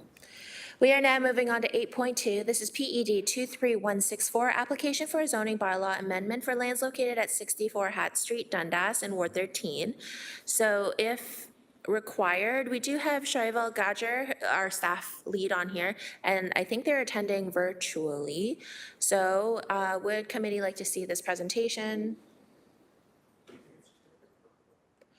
If it's a quick verbal overview, we can always ask if Shrival's got a quick verbal overview, if they want to turn on their cameras. Or I can ask Jen Caterino, because Jen's already turned on her camera. Turned on her microphone. Jen, if you could, please. Sure, thank you. Sorry, I'm here on behalf of Shrival, so Jennifer Caterino, Area Planning Manager for the West Development Team. So just to give a quick verbal update, as many of you may remember, this application has been on the agenda a couple times, but I'll just give a quick overview for what's happening. So this is a zoning bylaw amendment application to change the zone from general industrial zone to mixed use medium density zone, and from open space conservation OS zone to a site specific conservation hazard zone in Dundas at 64 Hat. So this application has previously been to Planning Committee on November the 14th, 2023, and a few other times. At that time, the Hamilton Conservation Authority had provided comments requesting that the application be deferred or that a holding be applied to the site. And at that time also, there was a holding recommended by staff for development engineering concerns regarding the FSR, or the Functional Servicing Report. So since then, the land has been sold. The applicant's agent has worked with staff and the Conservation Authority to address the concerns that would have been handled through the holding provisions. And so since then, we have received correspondence from the Hamilton Conservation Authority saying the holding is no longer required. And we've also had additional information provided to development engineering to satisfy the concerns regarding the functional servicing report. So therefore, the two holding provisions can be removed from the zoning bylaw that's being recommended by staff. One thing I will mention is one of the items development engineering did mention as a result of reviewing the functional servicing report is that no additional square footage could be added to the building. So planning staff had already recommended a bylaw that limited the maximum gross floor area of the building to what's there today. So it's our opinion that that concern from development engineering has already been addressed within the bylaw, and planning is satisfied that the conditions have been addressed, and we are moving forward with an amended zoning bylaw recommendation. So today we are here to answer any questions if you'd like. We recommend the public meeting be closed and planning committee consider the application. Oh, since 2023, but okay. All right, thank you. Questions for staff? Seeing none, may I have a mover and a seconder to receive the staff presentation, please? Councillor Alex Wilson, Councillor McMeekin. This is a hand vote. May I have your hand vote, please? And that looks like everyone, so that carries. Thank you. I do see that James Webb is here from Webb Planning Consultants. Come on down, James.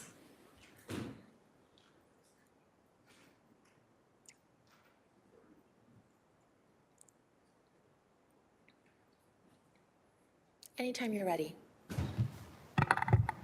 Good morning, Madam Chair, members of the committee, ladies and gentlemen. James Webb on behalf of the owner of the property today. Jennifer's just provided you a fantastic overview of the history of the project, what we've been doing since 2023. I think she's provided the fulsome explanation. We're quite pleased to be back before committee today with effectively a clean zoning bylaw. It implements the official plan policies. We've satisfied the 2 technical issues with respect to the holding provision.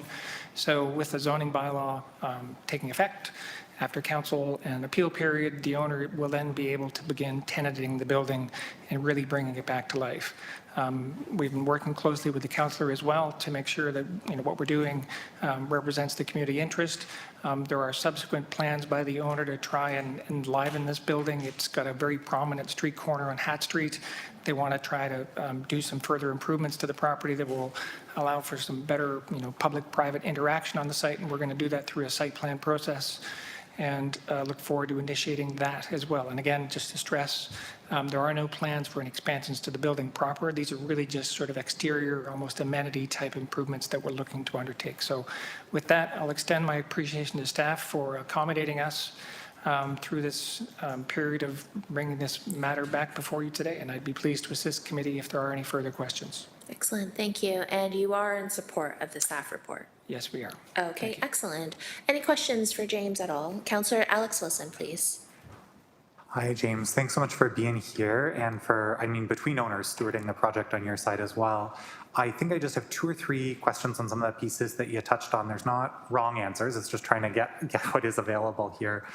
You touched on what might be coming with site plan, subsequent kind of information. Are you able to tease out a little bit more about what that could look like, when residents might be involved, the timing, just add a little bit more detail to what you overviewed there? Yeah, through the chair, we've begun preliminary conversations with Ken Coit and his group at site planning to understand, the improvements that are contemplated are predominantly, I'll characterize as landscaping, but also bringing up to appropriate standards certain elements of the building. There's a gravel parking area that right now has surface runoff into the creek.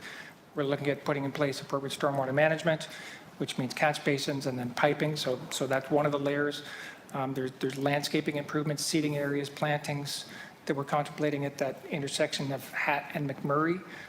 So I don't have much more than that because we've only just begun the conversation with the planning staff to determine if this isn't a traditional site plan in terms of a new building that would generate reams of studies and reports, if does this qualify for some form of a scoped review based on what we're proposing. So I pledge to make sure that you stay involved in that process, and we'll continue to update you. And as soon as we're ready to make a formal application, I'll ensure that we provide you copies, and I'll be pleased to share it with the neighborhood as well.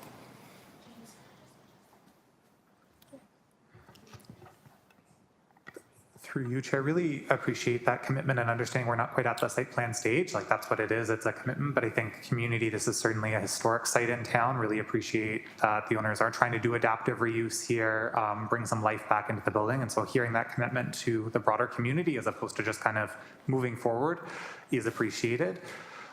Specifically, some of the pieces along the creek, I know that's been a sticking point before. I think I'll just save that for comments. But last bit from me then is just on the moving forward with tenanting. Would you be able to speak to what the future of the site, what neighbors can expect? So historically, maybe has been more affordable accommodation for artists, has been one of the primary, there's so many different uses across the building. That's certainly been one of them. Can you speak to a little bit further along the line what this looks like? Any plans for disruption with current tenants, or just what those next steps look like from your perspective? And that's my last question, Chair. Again, I'm going to have to somewhat qualify my answer because the difficulty that the owner has had is that without having proper zoning in place, he can't be signing leases with new tenants. But I know as recently as this morning, he's got 4 new prospective tenants into the building. The existing tenants are all being accommodated where they reside today, and opportunities for them to potentially remain if that's in their long-term plans. Understanding that they're now going to get better HVAC units, up-to-date washrooms, properly designed to full building code compliance, corridors. So there's significant improvements with the building. Everyone that's there that's a good and valued tenant will remain as they desire. And the owner is canvassing the marketplace to really fully tenant the building. And as you say, it's fair to say bring it back to life. I know that there are creative industries that are interested in space because it is so unique and historical. So I promise to keep you appraised as all new updates are available. Thank you. I just have one question. Who is the current owner? So, not a real estate lawyer, but my understanding of the transaction is that my client has purchased the shares of the former company, so that the company name did not change, but Anthony Quattraccio of the York Group is now the sole owner of the property. Excellent, thank you very much. Seeing as there are no other speakers, thank you very much for your delegation today, James. Thank you. Now, may I please have a mover and a seconder to receive the agent's presentation, Councillor Alex Wilson and Councillor Kassar. Again, this is a hand vote, so may I have your hand vote, please? And that looks like everyone. That carries. Thank you. Now, at this time, are there any members of the public that wish to speak at this public meeting? Are there any members of the public that wish to speak at this public meeting?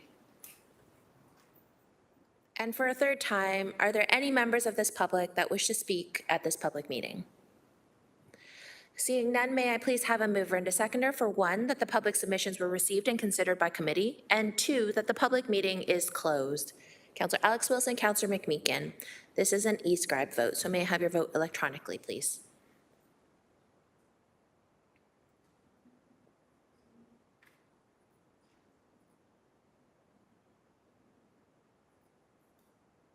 And that vote is up.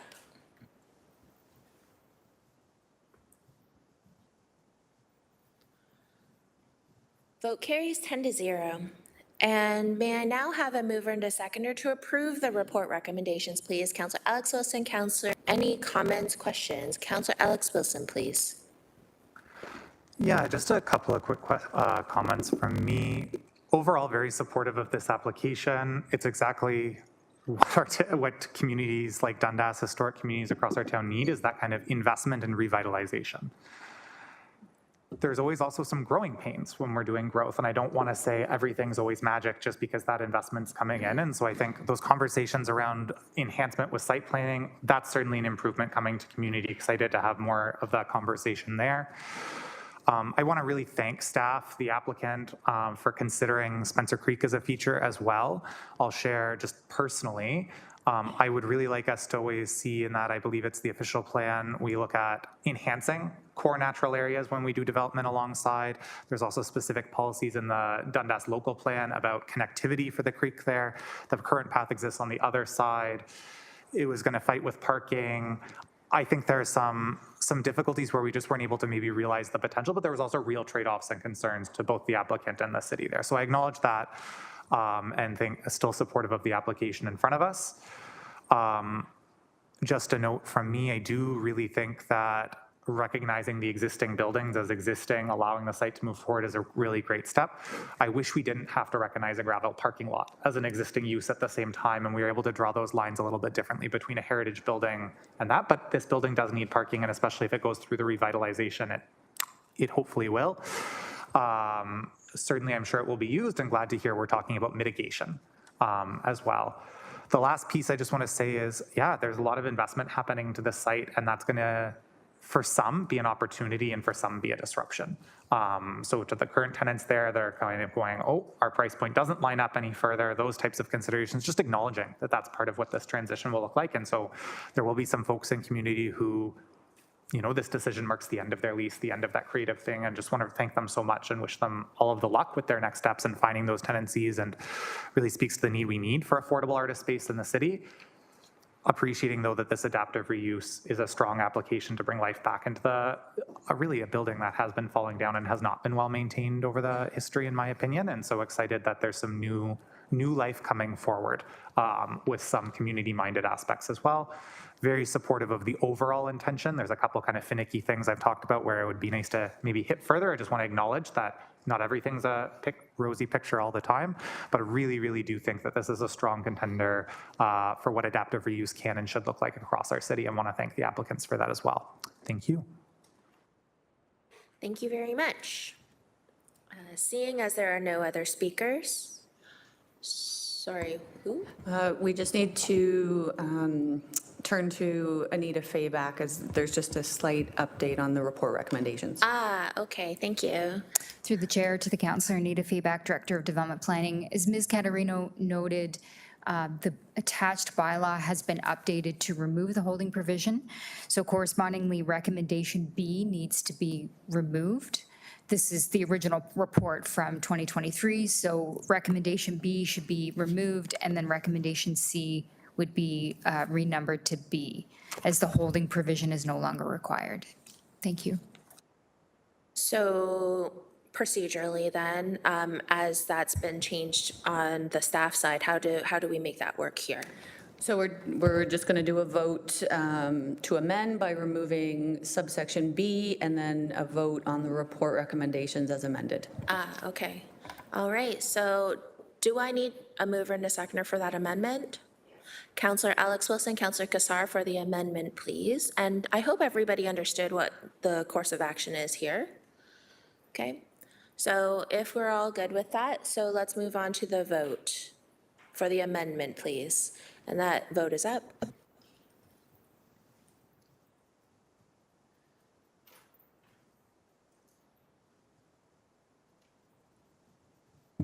We're waiting on Councillor Beatty, and only Councillor Beatty. Thank you. Sorry, Elsie, this is not always working on my end.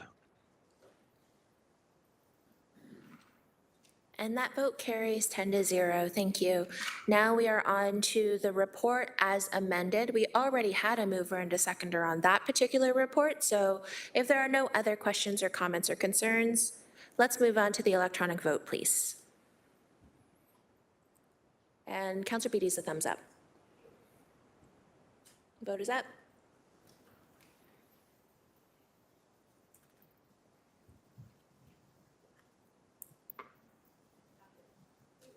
And that vote carries 10-0. It's so nice to finally close a public hearing from November 2023. Yay. All right, let's move on to item 9.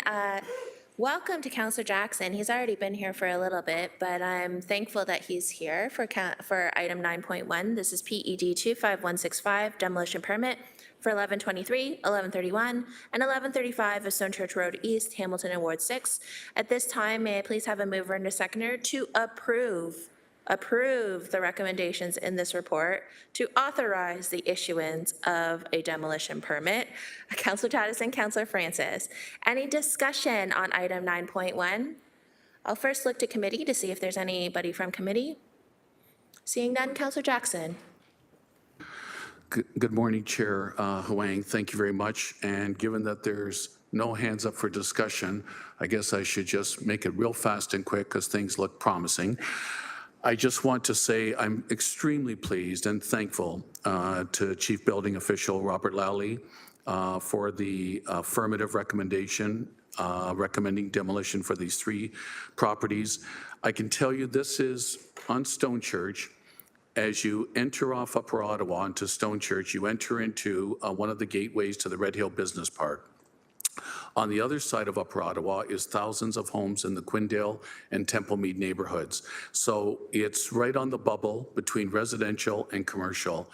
I can't tell you over roughly 25 years the number of complaints I had regarding these 3 dilapidated, deteriorating, deplorable properties. Pictures are included in the staff report, which I'm grateful for, that constantly were just a blight and an eyesore for both the commercial properties that were active and providing prestige business in the Red Hill Business Park, and on the other side of Upper Ottawa, residential community constant complaints about the derelict sites.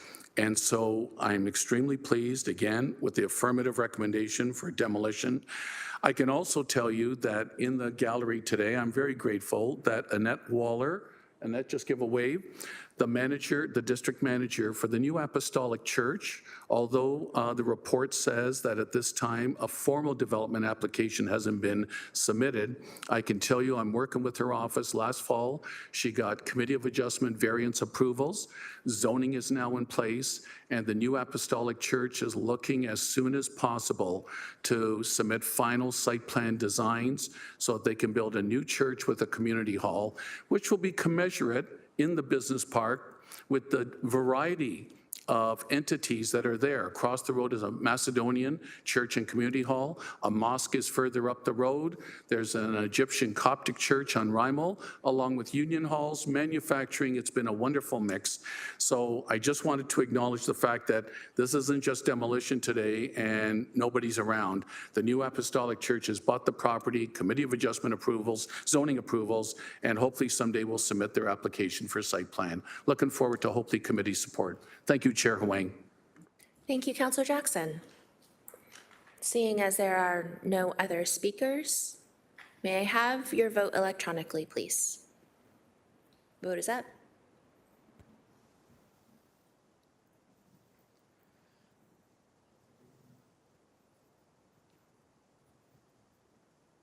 And that vote carries 10-0. Thank you very much, committee. We are now moving on to 9.2.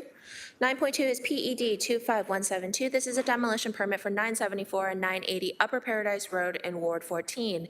At this time, may I please have a mover and a seconder to approve the recommendations in the report? And this, again, is to deny the demolition permit. Councillor Taddison, Councillor Kretsch. First up is Councillor Taddison, please. I would like to defer this. Okay, so in a deferral motion, we haven't discussed this, so do you have a seconder for your deferral? Councillor McMeekin. Councillor McMeekin, okay. Again, any discussion on the deferral? Again, on only the instructions for, what are the instructions? To defer it to? For another meeting, To another meeting? to the next meeting. To the next meeting, okay, all right. Any other discussions? I see Councillor Pauls, please. On the instructions, please, Councillor Pauls.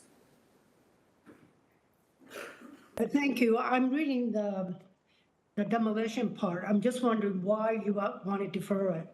Is there a reason? I think that, Am I allowed to answer that? Clerk, is he allowed to answer that? Because it's Of just course. not on the, okay, all right, please. Well, I received a notice from the consultant acting on behalf of the client asking for a deferral on the report as they feel there was a miscommunication with staff by their client. I don't have the details about that, but the reason for the deferral is so the client can resolve some of the concerns from staff, speak with the ward councillor, and communicate with neighbors. I've communicated with the ward councillor, and he supports the deferral at this time. Okay. Councillor Pauls, does that answer your question? Well, yes, because it's in Ward 14, and I thought that's why maybe the reason was. But yeah, that's fine. I just wanted to know the reason why we defer things. Okay, thanks.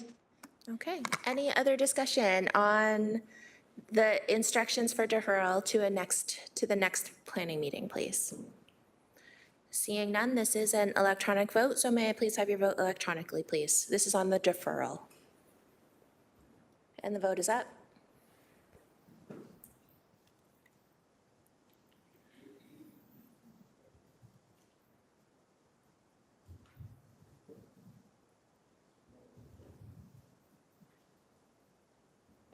Councillor Pauls is a thumbs up. And that vote carries 10-0. Thank you. We're now moving on to 9.3.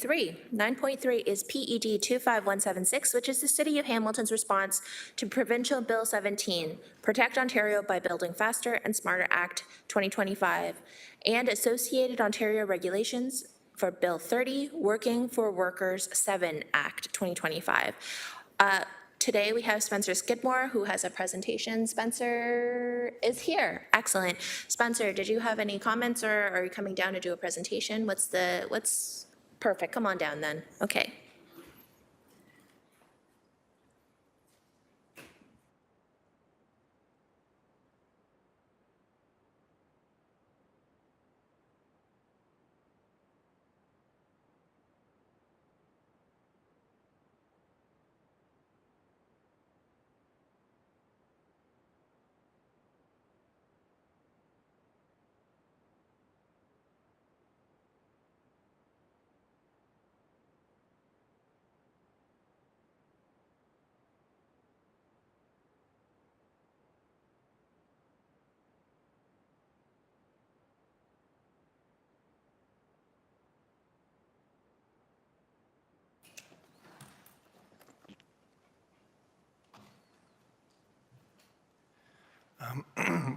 Good morning, Madam Chair, members. Good morning, Mr. Chair, members of committee, staff, and to the public. My name is Spencer Skidmore. I'm an area planning manager with the East team in the development planning section. So this presentation deals with the contents of report PED 25-176, which provides a summary of the city's comments on Bill 17 and Bill 30. The full names are on the slide there. By way of background, Bill 17 was introduced on May 12th and has now received royal assent as of June 5th. It included amendments to a variety of pieces of legislation. There's 8 in total. They're listed on the slide there. Bill 30 was introduced on May 28th. It has received first reading and has been ordered for second reading. The province has not solicited feedback on Bill 30 at this time. And it includes changes to a variety of pieces of legislation as well, including the Planning Act and the Municipal Act. Now, given the tight timelines associated with comments through the ERO posting for Bill 17, we have submitted staff level comments to the province through the ERO that has since closed on both Bill 17, the legislative changes, and the associated Ontario regulations. So the balance of the presentation just provides a really high-level overview of the components of Bill 17 and Bill 30 and the associated regulations that staff support and those we do not support. So I'll start with the ones we do support. So staff are supportive of the changes to remove the secondary review for innovative building materials, systems, or building designs by the Building Materials Evaluation Commission. This streamlines the approval process. It essentially states that if something's already required federal approval, it does not require secondary provincial approval. So it just streamlines the approval of more innovative building designs. Staff are also supportive of the changes to the Building Transit Faster Act. Essentially, the Building Transit Faster Act, whereas before priority transit projects had to be identified through Ontario regulation, now all provincial transit projects are considered priority transit projects for the purposes of the Building Transit Faster Act. Of note and of importance for the city is that the Hamilton's LRT was already a priority transit project, so no change or no significant change from that perspective. Staff are also supportive of the proposed information sharing framework between the province and the city related to provincial transit projects, as this will encourage greater collaboration between the city and the province on priority transit projects. Staff are supportive of identifying the prescribed professionals for certain submission requirements under the Planning Act for the purpose of deeming applications complete. So the city, unlike some of our peer municipalities, we did not implement a pre-submission screening process where we review submission materials prior to deeming it complete. So this proposed change does not have a significant impact on the way we deem applications complete and process them. Oh, there was one more, sorry. And last on this slide is staff are supportive of the removal of site plan control for portable classrooms. So this slide just continues the changes that we support in Bill 17. We're generally supportive of the minister's ability to include conditions in minister's zoning orders. This will allow certain important components of a minister's zoning order, such as perhaps an affordable housing component or a development timeline associated with an MZO, to be included as conditions of approval. However, as stated in the report, staff do caution that if this results in an increase in the use of minister's zoning orders and further bypassing the municipal planning process, staff would generally not be supportive of that. And lastly, staff are supportive of the various changes to the Transit-Oriented Communities Act related to provincial transit projects, the removal of the order in council requirement, and delegating the authority to agencies to enter into agreements. Okay, so moving on to the section, a summary of portions of Bill 17 that staff do not support. So staff do not support restrictions on municipalities to pass bylaws under the Municipal Act respecting the construction or demolition of buildings. City staff feel that we should be empowered, or the city should be empowered to enact standards and bylaws related to the construction of buildings or the demolition of buildings if these measures do not conflict with the Ontario Building Code, and in particular, if they address a gap in provincial standards such as sustainable building design, and if they implement the policies of the city's official plan. Staff are also generally not supportive of schools being permitted on all parcels of urban residential land, as this could undermine the city's integrated school planning process as we currently have it, and it could also result in land use compatibilities with respect to the location of schools. Staff do not support ministerial approval of official plan amendments related to complete application requirements. In staff's opinion, municipalities should be given discretion to determine what studies are required based on locally specific conditions. And in a similar vein, we don't support the granting of regulation-making authority on what can and cannot be required as part of a complete application. This could result in city staff losing the ability to identify materials that are required to do a fulsome review of development applications and provide sound planning recommendations to council. We could also lose the ability to thoroughly evaluate development applications against the policies of our official plan. And this could have impacts, including those related to public health and safety. Lastly, staff are not supportive of the as-of-right variations to the zoning bylaw. These as-of-right variations may result in unintended consequences, including those related to public health and safety. So that provided a summary of Bill 17. On to Bill 30. There's two primary changes in Bill 30, both of which staff are generally not supportive of. The change related to the Municipal Act grants the minister regulation-making authority where they could pass a regulation exempting training and skills development facilities from bylaws created under the Municipal Act.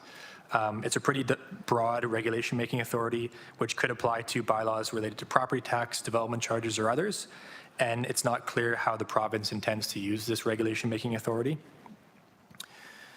Second, related to the Planning Act, the exemption from the Planning Act for planning or for training and skills development facilities is generally not supported by staff.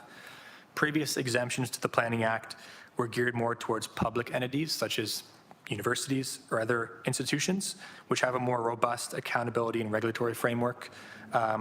The proposed exemptions would be for private entities, and the only criteria for that exemption would be obtaining funding from the province. So this may result in some unintended consequences as well. So in summary, that concludes the presentation. Staff recommend that council approve the comments we submitted, that staff be directed to confirm those comments to the province, that we be directed to report back to council on any required process, fees, and bylaw changes, that, as well as any financial implications resulting from the implementation of Bill 17 and Bill 30, and that staff be directed to prepare the necessary changes to our official plan and zoning bylaws, and to hold a public meeting to implement any changes to Bill 17 and Bill 30. So with that, I'm happy to take any questions. Thank you. Thank you. Thank you for your presentation. Speakers list is open if there's any questions. Councillor Maureen Wilson, please. Thank you, through the chair. Thank you for that very thorough presentation. Just two questions. Could you help me understand what the rationale being put forward by the province is with respect to, I think it was slide 5, the inability now for municipalities with respect to school sites in urban areas? Could you help me understand that? Thank you. Through the chair, it's a good question. So I think the intent is to potentially open up the availability of lands for schools and potentially streamline the school selection process. I think that I'm speculating on what the intent was from the province perspective to open up the bank of lands that are zoned for schools to hopefully make it quicker and facilitate the development of new schools. That's what I suspect is the intent. Madam Chairman, Steve Robichaud, Chief Planner. Last year, the province did have consultation both through the Regional Planning Commissioners of Ontario and then with selected municipalities around the issue of school siting. And during that consultation, what came clear was there were sort of two categories of issues that the school boards were experiencing. There were, in some cases, they were able to go straight to build, site plan, building permit. There were no issues where they were following municipal planning documents. Where there were issues in the delivery of school sites, where we are dealing with school sites that are located within new neighborhoods, they still require the developer to advance their draft plan of subdivision. The site isn't serviced, and it may take multiple years before the school board is able to secure that property, ensure that the servicing is there, and then advance the building of the school. What the provincial staff were hearing, though, was that it can take years to obtain the municipal approvals to build a school, not recognizing that that school site, it was not shovel-ready. Where the schools are shovel-ready, then they can advance fairly quickly, whether it's an addition, a new site, or locating portables. So I think it was essentially the provincial staff were responding to some of the concerns being expressed by the school boards that municipalities were delaying their ability to advance school sites and spend the money that's being committed. But they didn't dive into why those schools were taking a long time to come on stream. What the provincial staff were hearing was municipalities were a barrier to the advancing the school. So, I mean, we've had a couple of examples in the city of Hamilton, Nora Henderson School, which involved the extension of Upper Sherman. There they bought a site that was planned for residential purposes. There was no infrastructure immediately available to support that site. So they had to go through a rezoning process, complete the plan of subdivision, extend the services, and then once Upper Sherman had been extended, they could actually then come in for their site plan and advance the school site. We had another situation where the school board, they couldn't wait, so they abandoned the site that was in the Ropa 9 lands and found an alternative site. They had to go through the planning approvals process. Next planning committee, we're going to be bringing forward a draft plan of subdivision for 700 Garner Road, and that's where the French school board has secured a site, but they are dependent on the developer to extend servicing before they can advance that site. So it's those situations I think the province is responding to. Where the site is zoned and it's shovel ready, then the schools, they go straight to site plan and the schools get built quickly. That was the fundamental issue, and I don't think the province took the time to do the deep dive to understand why schools, some sites, it's not a problem. Other situations, it can take months, if not years, before the school gets built. Thank you. Sorry, Chair, that Allied Forces comes to mind and then completely is shot down.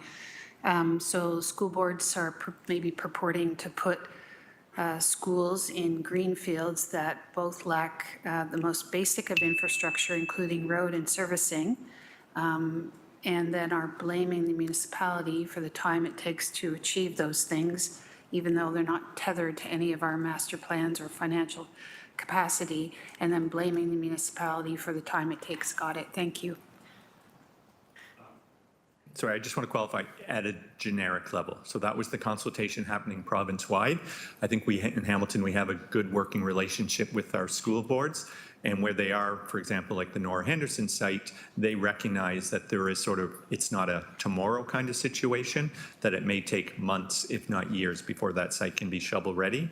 And that's why we've tried to work, we do, at a staff level, and I think at a council school board level, we have a working relationship, and it's less of an issue, save and except the school boards are under pressure to spend that money once it gets allocated and having to explain. But based on the conversations that were happening more through the RPCO hat at a generic level, it was the school boards were purchasing sites, as you indicated, Councillor, that weren't shovel ready, and it became a municipal issue as to why those sites weren't shovel ready. Thank you.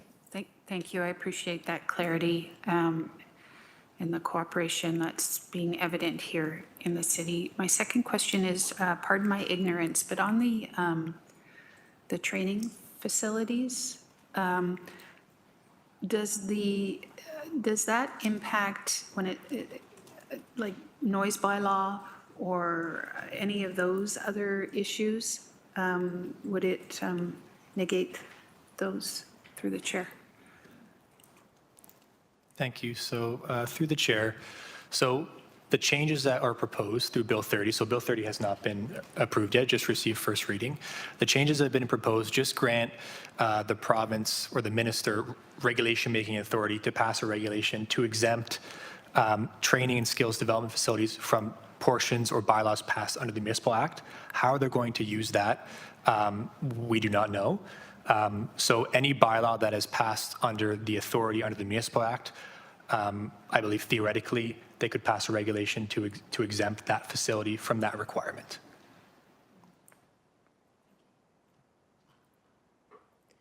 Seeing as there are, Councillor Cassar, please. Thank you, Chair. Just one question. Wanted to follow up on our delegation from Gabby Calapush earlier, when she spoke about this topic.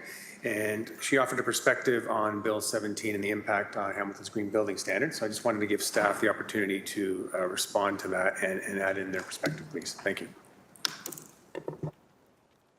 Thank you. So through the chair to the councillor. So the changes in Bill 17, essentially, they added a clause to the Ontario Building Code that clarified that municipalities do not have the authority to pass bylaws under either the Municipal Act or the City of Toronto Act that relates to the construction or demolition of buildings. However, many municipalities have used their official plan as a vehicle to implement their green building standards, as was mentioned by the delegate earlier this morning. And there have been no changes to the Planning Act under Bill 17 with that respect. So we are still seeking clarity from the province and with some of our peer municipalities in discussions on whether that implementation avenue for implementing the green building standards is viable. As indicated by the delegate previously, municipalities that implement green development standards through the official plan pass official plan amendments, and typically they pass an official plan amendment that impacts the submission requirements for a complete application. So applicants will have to submit materials demonstrating that they're complying with the green building standards through a development application under the Planning Act. And there is a change in Bill 17 that states that those require ministerial approval. So if it's the province's stance that municipalities do not have the authority to pass these types of bylaws and standards, whether or not they would approve an amendment to our official plan to implement our green building standards would be something we'd have to explore. Through the chair to the councillor, just to further that, there was correspondence provided by the ministry to a number of different municipalities on this topic, and I'm just going to kind of refer to it because the legislation, as Mr. Skidmore noted, only changed the Building Code Act, but the interpretation from the ministry is that municipalities cannot use provisions in the Municipal Act or the Planning Act, including site plan control, to create and require construction or demolition standards. So their interpretation and what they've advised municipalities goes a little further than what the legislative changes included.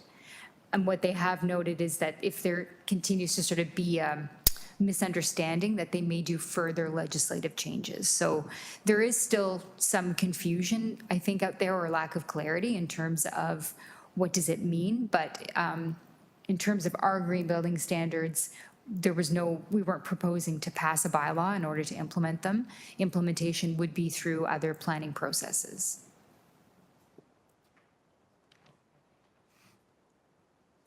Okay. I don't see any other speakers. I also recognize I only have 6. Oh, no, I have 7. 1, 2, 3, 4, 5, 6. Am I right? 6. I do need one more person. There we go. Thank you, Councillor Pauls. So since I do have a mover and a seconder already to receive this, or do I have a mover and a seconder? Lisa tells me that I need a mover and a seconder. So Councillor Cassar and Councillor McMeekin. And may I please have your hand vote, please, to receive the staff presentation. That looks like everyone. So I've now got everyone. That carries. Now may I have a mover and a seconder to approve the recommendations in the report, please? Councillor Cassar and Councillor McMeekin. Any discussion, further discussion on 9.3? If not, I will require your vote electronically, please. Vote is up.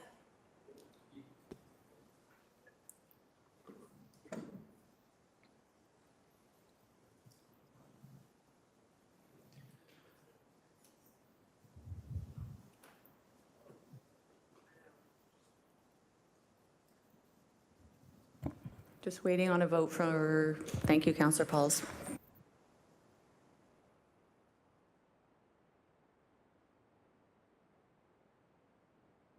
And that vote carries 9-0. Thank you. We're now moving on to 9.4, which is PEG 25181, comments in response to Bill 5, Protect Ontario by Unleashing Our Economy Act. We do have Scott Turnbull here. Excellent. To do a presentation. Scott, are you verbal update or a presentation? What are you planning on doing today? I've both prepared. Oh, I see. Okay. So what would you like to do today? I'm fine with whatever. Let's start with the verbal presentation, and should we require any more, we can go from there. So Scott, anytime you're ready. Great. So thank you, Chair and members of the Planning Committee. I'm Scott Turnbull, planner in the Sustainable Communities section in the Planning Division. Through report PD 25-181, staff are seeking endorsement of staff comments that have been submitted through the Environmental Registry of Ontario on Bill 5, Protect Ontario by Unleashing Our Economy Act, and that the Director of Planning and Chief Planner be directed to confirm the submission to the province. I'd first like to recognize that staff from the Planning Division, Economic Development Division, Indigenous Relations Office, and Public Works Department all contributed to this submission. So Bill 5 was introduced on April 17th, 2025, and subsequently received royal assent on June 5th, and includes amendments to 8 different acts and introduces 2 new pieces of legislation, the Special Economic Zones Act and the Species Conservation Act. Staff comments were focused on 3 components of the legislation. Staff provided comments on the proposed interim changes and eventual repeal of the Endangered Species Act, as well as the new Species Conservation Act. These amendments and the new legislation will amend the purpose of the Endangered Species Act along with several definitions in the Act, including the definition of habitat. It will remove the requirement to list a species once it has been identified as a species at risk. It removes the requirement to create recovery strategies and management plans under the Endangered Species Act. And the amendments would shift nearly all species-related authorizations to a registration-first approach, replacing the current permitting system. Secondly, staff provided comments on the proposed Special Economic Zones Act. This new act grants the provincial government the power to establish special economic zones and identify designated projects and trusted proponents that can be exempted from requirements under an act, regulation, or other instrument, including the bylaws of a municipality. Lastly, staff provided comments on the proposed amendments to the Ontario Heritage Act, which, among other things, change the enforcement and compliance procedures related to the inspection and protection of artifacts and archaeological sites, and allows for the exemption of properties from archaeological conservation requirements where it advances provincial priorities. Staff's detailed comments are provided in Appendix A to the report. Overall, while staff are supportive of the government's objective to support the province's economy through rising economic uncertainty, staff had many concerns with elements of the legislation, including the exclusion of respectful participation of First Nations in archaeological assessments, the potential impacts and species loss through the replacement of the Endangered Species Act with the Species Conservation Act, and the broad ability for special economic zones to override other provincial legislation, regulations, and municipal bylaws. That concludes my update. I'm happy to answer any questions. Thank you. Oh, that's it, eh, Scott? You know, just upending like 8 different policies and, okay, all right, I'm holding my comments. Speakers list is open if anybody would like to speak to this or ask any questions. Somebody, I think Councillor McMeekin wants to speak. Councillor McMeekin, please. Thanks, Chair, and I hope others join in. This bill is ministerial zoning orders on steroids. It is the, in my observation of legislative initiatives historically over the last 30 years, probably the most intrusive and abusive piece of legislation I've seen.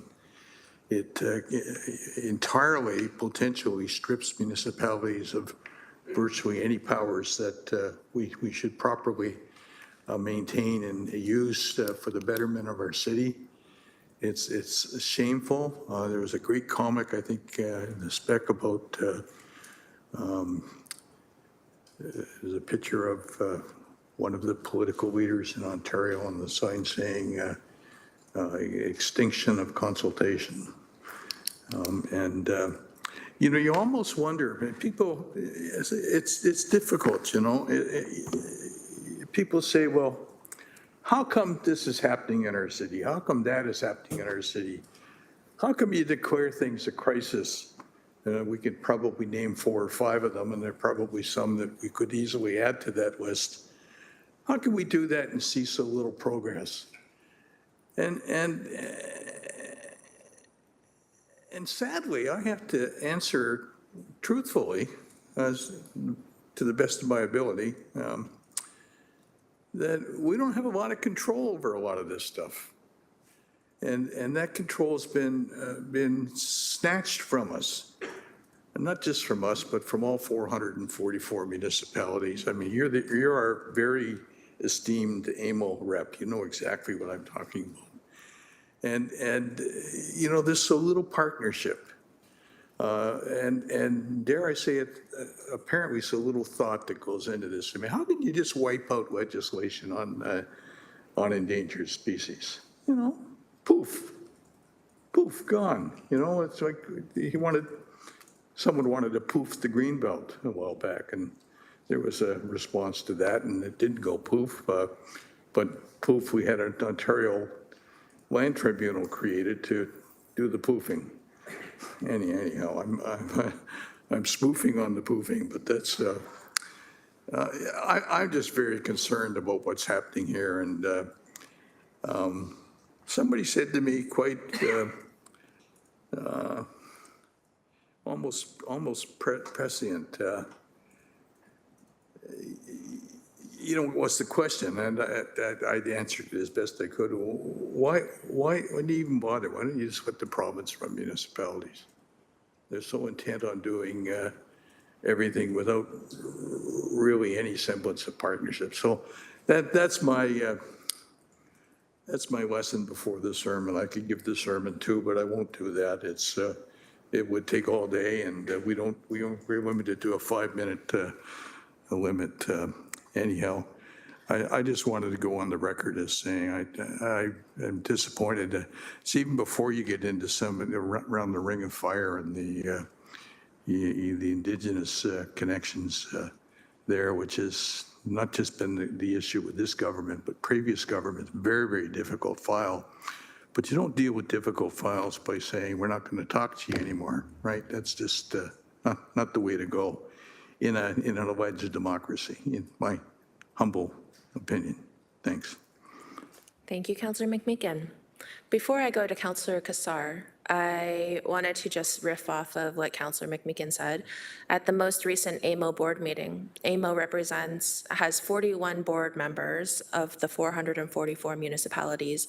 Every single one of us was very concerned and had significant misgivings about Bill 5. It was a heated and very raucous conversation amongst political leaders at the Association of Municipalities Ontario.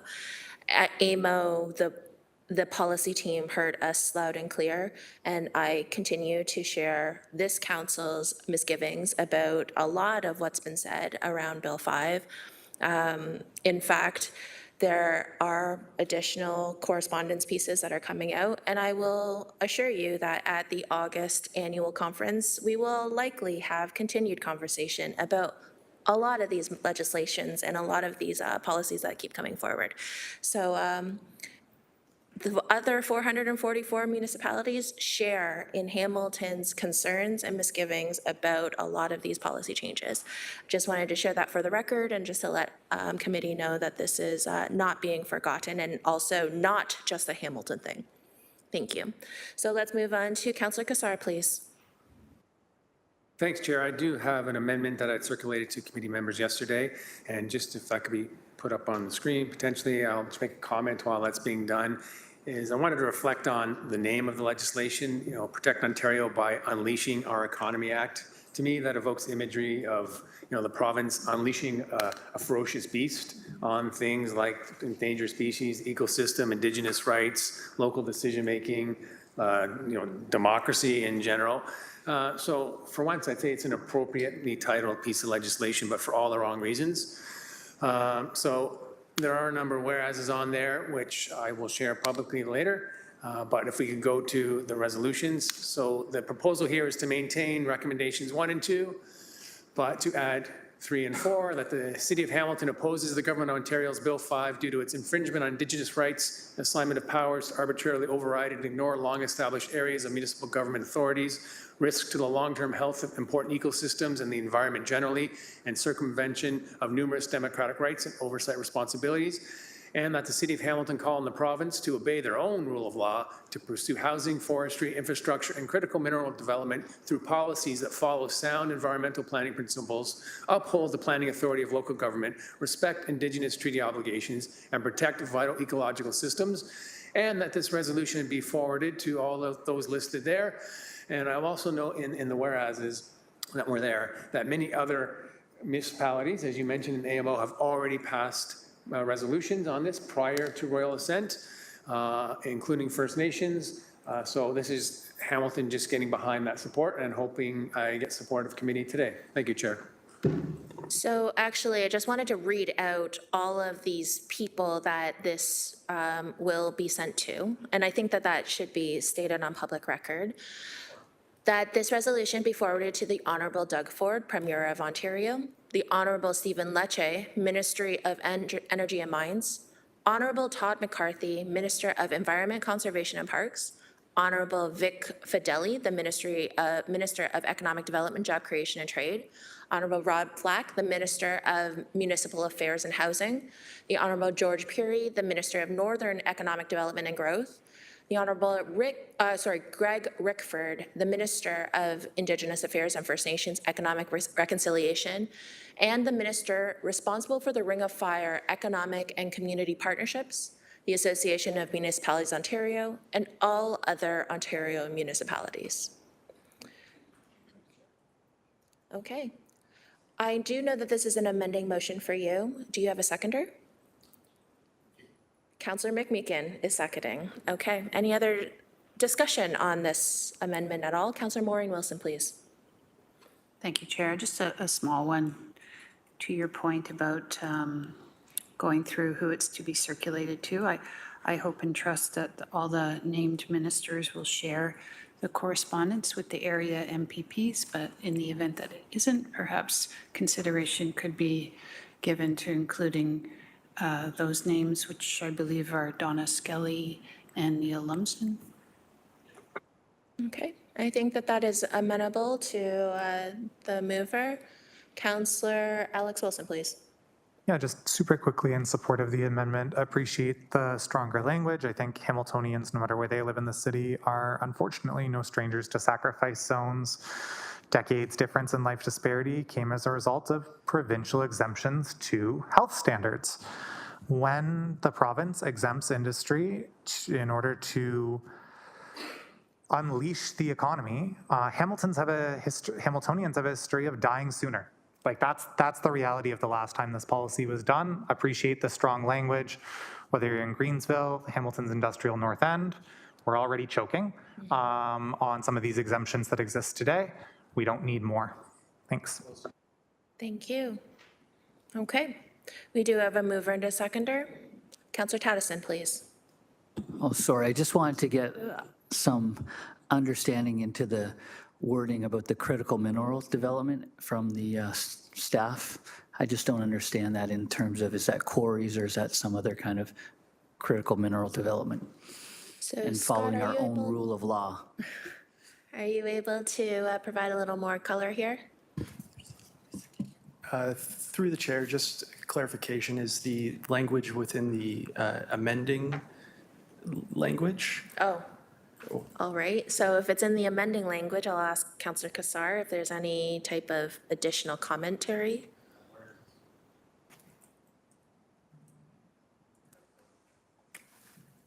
I can't see it anymore, so I can't identify.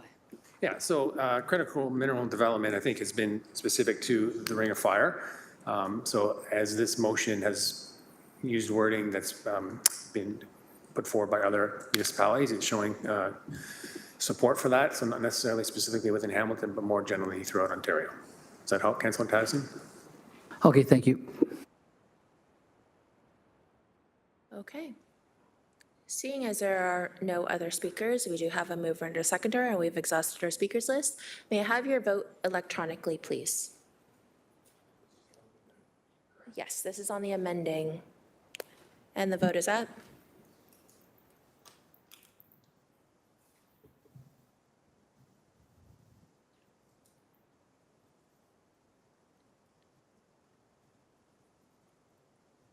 Vote carries 9-0. Thank you.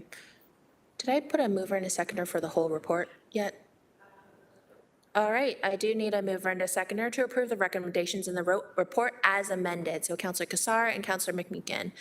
Any other discussions before we actually go to the vote? Seeing none, may I please have your vote electronically, please? Vote is up.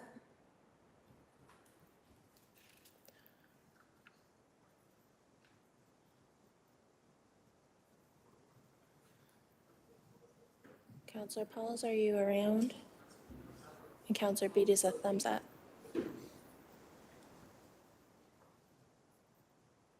Okay, and that carries 9-0. Thank you. We are on to 9.5. Committee, we are at 9.5. We do have 9.6, 9.7, 9.8 plus a motion. I do recognize we are at noon. Is everyone okay if we continue to barrel through this until, I'm going to say 1 o'clock for lunch, if that's okay? Because I'd like to try and get through as much as we can do. Okay, let's move on. We are going on to 9.5. This is the recommendation to pass a bylaw to designate 84 York Boulevard, PED 24077B. This is the Philpott Memorial Church under Part 4 of the Ontario Heritage Act. I do have Scott Dickinson here and Ken Coit. So Ken, Director, did you want to do a quick little overview? Through the chair, Ken Coit, Director of Heritage and Urban Design. Scott has prepared a 5-minute overview if council would like to see that with timelines. It seems that they do. Scott, come on down. You're the next lucky contestant. I don't have anything else for you. You just have to do the presentation, sorry.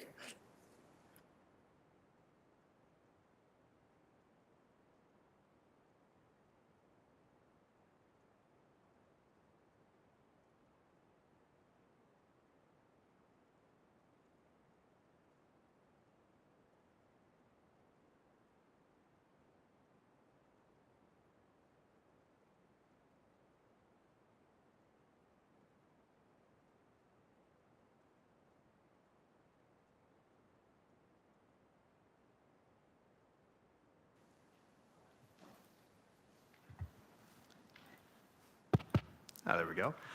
Good morning. Yes, still just morning. Good morning, Chair, committee members, and members of the public. My name is Scott Dickinson. I'm a Cultural Heritage Planner with the City of Hamilton, and I'm reporting on Report PED 24077B, the recommendation to designate 84 York Boulevard, known as Philpott Memorial Church. This property has been the subject of several reports before this committee, but to refresh your memories, it is located within the block bound by York Boulevard, Park Street North, and Vine Street within the downtown core, and consists primarily of the original 1901 church in the upper photographs and its 1906 addition, which is the part most people are familiar with at the corner of York and Park North. This property has been the subject of some interest since 2012 when it was listed on, when it was added to the inventory of significant places of worship and was added to the Municipal Heritage Register in 2014. In 2022, this property was part of a formal consultation application for the demolition and redevelopment of the site. And in the following February in 2023, in response to a member of the public's inquiry, staff initiated a heritage evaluation for this property, which found it to be a candidate for designation. This was communicated to the owners in April of 2023. In October and November of 2023, staff reviewed a cultural heritage impact assessment provided by an agent for Philpott Memorial Church, at which time staff also received a letter from this agent proposing a heritage easement agreement in lieu of a heritage designation of this property.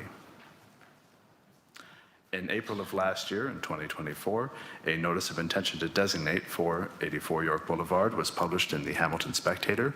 In the 30-day legislative objection period, there were 5 notices of objection received for this property. In June of 2024, Council directed staff to hold the passing of a designating bylaw to allow time for staff discussions with the church trustees and with the developer. And in July of 2024, Council directed staff to commence negotiations of a heritage easement agreement to protect this building until permits for a new residential development were in place. And the city also at that time entered into an agreement to extend the designation bylaw timeline out to December 11th, 2024, to allow for time for these negotiations. In September of last year, a draft copy of the heritage easement agreement was provided to the trustees of the church and to the developer. And due to a lack of progress on easement discussions, in November of 2024, the city entered into a new agreement with the trustees to further extend this designation bylaw timeline out to July 31st, 2025.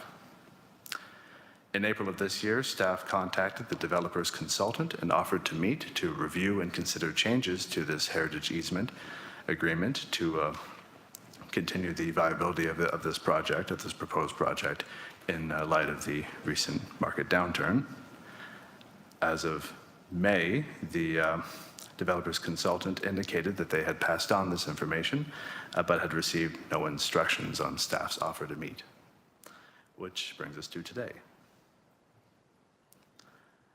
Again, this property has been the subject of several reports to this committee, but just to refresh your memories, it does have a great deal of cultural heritage value or interest. It meets 8 of the 9 criteria laid out under Ontario Regulation 9-06. This property possesses a great deal of design and physical value, historical and associative value, and contextual value. The Statement of Cultural Heritage Value or Interest, which summarizes this value, was found in Appendix A of the attached report within the draft bylaw, along with a description of the physical heritage attributes which would be protected by the bylaw in Appendix A, both the 1901 and 1906 portions of the church. Despite active communication with the trustees of Philpott Memorial Church and the developer, as well as 2 extensions to the Notice of Intention to Designate timeline, the city has been unable to negotiate a heritage easement agreement for 84 York Boulevard.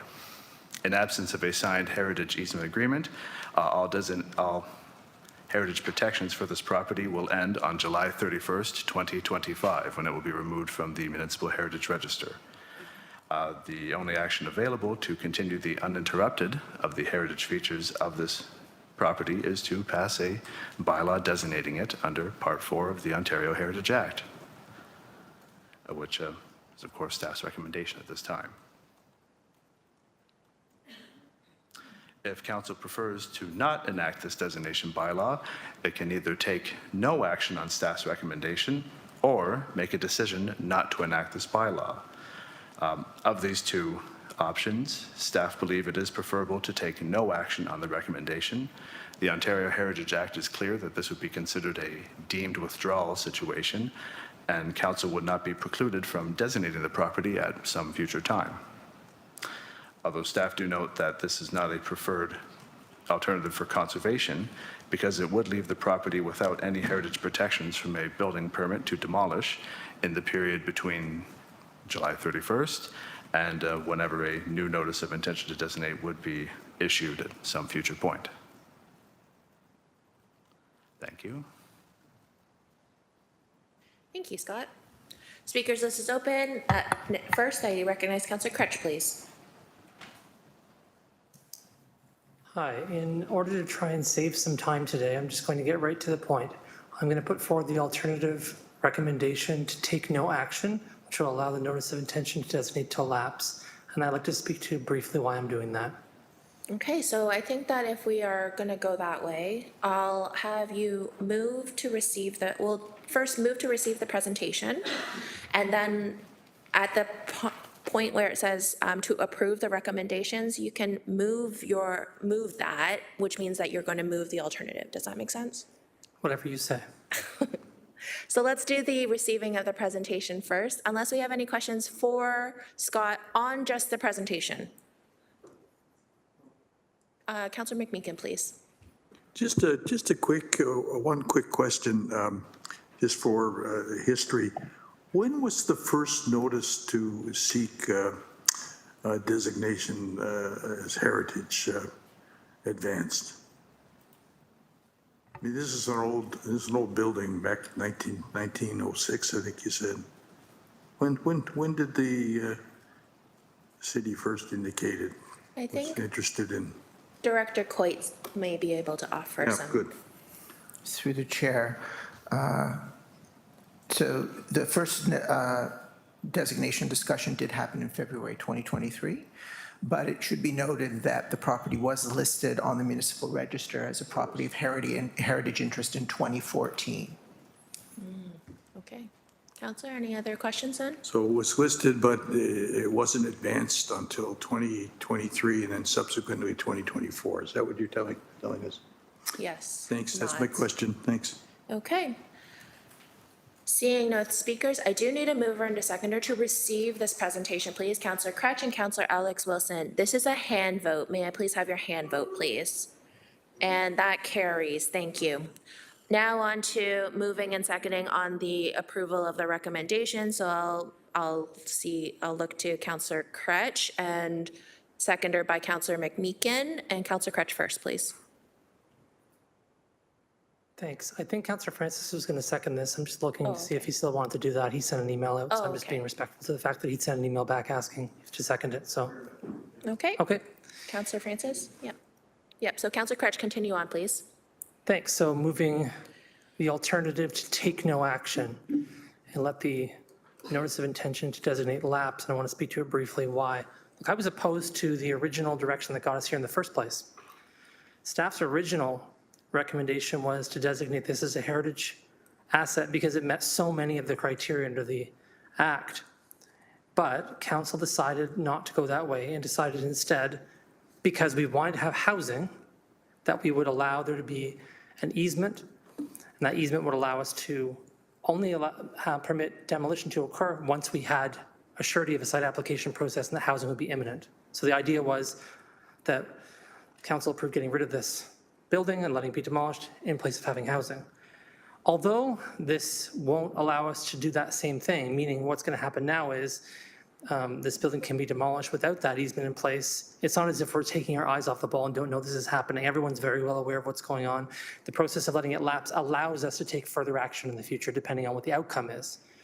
I respect the fact that what's happening here, according to the folks who delegated pretty directly, is that the developer's putting undue pressure on the church. And that's exactly what the delegate said out loud today. And that is putting them in a situation where this designation is causing a legal barrier for them. Removing that legal barrier may allow the housing application to move forward. The reason why I think the lapsing provision makes sense here is because it again allows staff to come back with something should anything occur that they're concerned about. Should there try to be an attempt to just simply demolish the building and leave a parking lot there for us all to look at for the next 10 to 20 years while development speculators trade it back and forth? Not interested in that activity whatsoever. And so the goal here is housing. If that's not going to be the goal, then we have to step back in as a city, I think. This allows us to do that. So that's why I'm supporting this and hoping we can do it. Was just dismayed, I want to say, to hear that this is being used as a bargaining tool against this congregation who clearly is having some struggles to compete with people who are a bit more savvy than they are or may have more assets than they are, or bigger, as they said, than they are, in trying to make this happen. We put in place a plan here that should have worked. It said, if you want to build housing, we'll let you demolish the building, essentially. And that seems to have not come through, and there seems now to be some legal argument about why that's not happening. So not in love with it. I think this is the best solution for everyone involved at the moment, for the congregation, and for the city to make sure it protects its heritage assets, and that we don't end up with one more surface parking lot downtown for people to bargain over. Thank you. Thank you, Councillor Crutch. Up now is Councillor McMeekin, please. Yes, thank you, Councillor Kretsch. I applaud your wisdom and your summation. I think it was very accurate and appropriate, and I agree with it. I think housing is the pivotal factor here. And I heard the pastor and in the previous incantation of this at an earlier meeting, the same thing was said. You know, for me, being very transparent, you know, we talk a lot about asset management. And the church talks about asset management. They want to move on. They want to move on to continue to serve what they described as a vulnerable community, inner city community. I think we would all generally agree with that. We want to move on in terms of responding to our declared crisis, that housing and homelessness is something that we want to deal with. And as Councillor Kretsch said, this isn't a perfect answer, but it moves us forward on both fronts. And I'm in favor of that. Thank you. Thank you.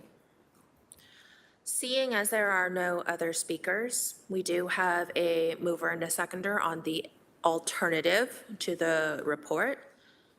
May I have your vote electronically, please? Vote is up.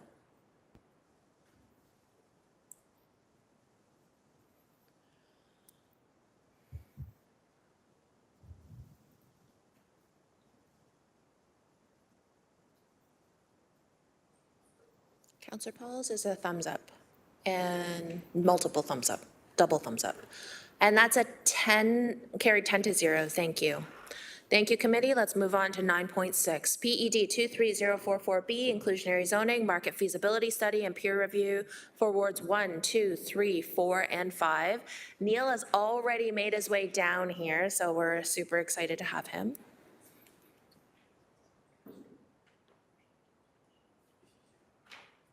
And we're just going to get everything set up.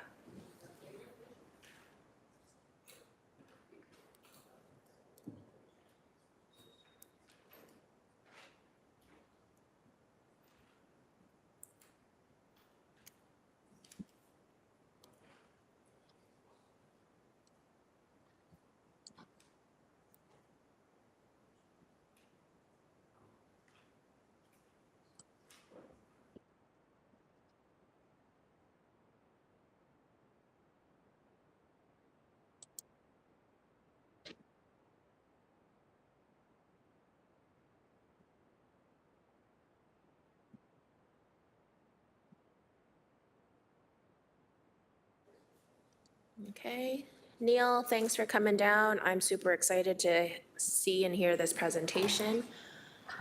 Anytime you're ready. Perfect. Thank you, Chair and committee.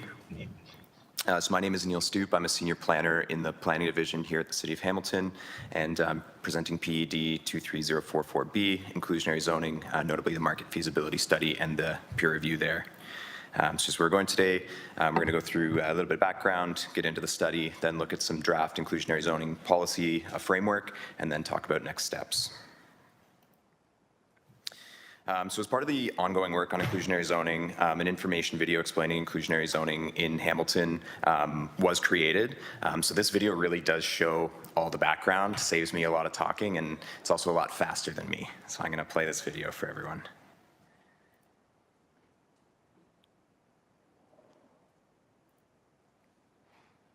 Maybe.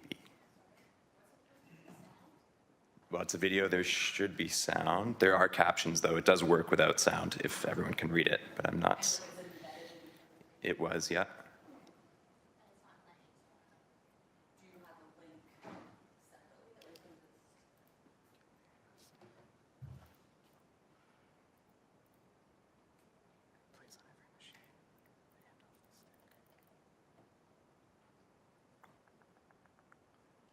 That's okay. We can look at this picture and I can talk about inclusionary zoning as well. Will it play from that screen? It's less pretty, but. There we go. So it's less pretty, but we'll see it.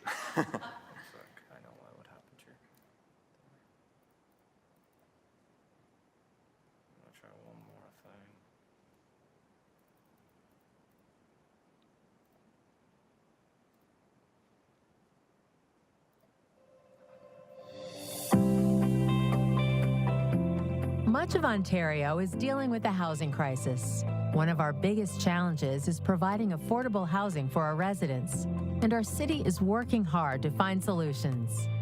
We're taking a broad range of actions, such as developing new zoning laws to bring greater housing choice in our neighborhoods, and partnering with nonprofit groups to build on city land, but we know we can do more. This is where inclusionary zoning comes in. Inclusionary zoning is a land use planning tool available for Ontario municipalities to make sure that developers provide affordable units within new developments. Municipal governments can fine-tune their own inclusionary zoning policy as long as they work within the Ontario Planning Act regulations. The first step is conducting a municipal assessment. The municipal assessment includes a housing needs assessment and a market feasibility study, peer-reviewed by qualified experts. This ensures inclusionary zoning won't add too much of a cost to development projects, which would discourage new homes from being built and lead to even more housing challenges. The next step is to get input from residents, builders, and other partners within the community. Municipalities can only apply inclusionary zoning policies to protected major transit station areas or areas where they've already implemented a community planning permit system. In Hamilton, this means you could see inclusionary zones near existing or future GO stations or light rail stops. Municipalities have certain limits to follow when setting the requirements for inclusionary zoning, including the size of developments that will need to include affordable housing. The minimum is 10 units. The number of affordable units that a new development needs to contain. The maximum is 5% of available units or of the total square footage. How long these units need to be designated as affordable. The maximum is 25 years. Each municipality can take the findings from their municipal assessment, along with the limits set by provincial inclusionary zoning policies, to set their ideal numbers. The Ontario Planning Act also sets what units need to cost to be deemed affordable. For ownership housing, the annual housing costs need to be no more than 30% of gross annual household incomes for low and moderate income families, or the purchase price needs to be at least 10% below the average purchase price for a resale home, whichever of these two is lower. For rental housing, the rent needs to be no more than 30% of gross household incomes for low and moderate income families, or be equal to or less than the average market rent for a local unit, whichever of these two is lower. Municipalities can apply inclusionary zoning to either ownership housing or rental housing, or both, depending on what best meets the needs of their residents. The municipal assessment may show that implementing inclusionary zoning would cause feasibility challenges for new developments. In that case, municipalities can consider helping improve feasibility with options like phasing in inclusionary zoning rules, providing flexible planning regulations, such as increasing the height or density of developments, offering financial incentives for building affordable housing. We need your input. Visit engage.hamilton.ca/inclusionary zoning to learn more about inclusionary zoning in Hamilton and to join the conversation.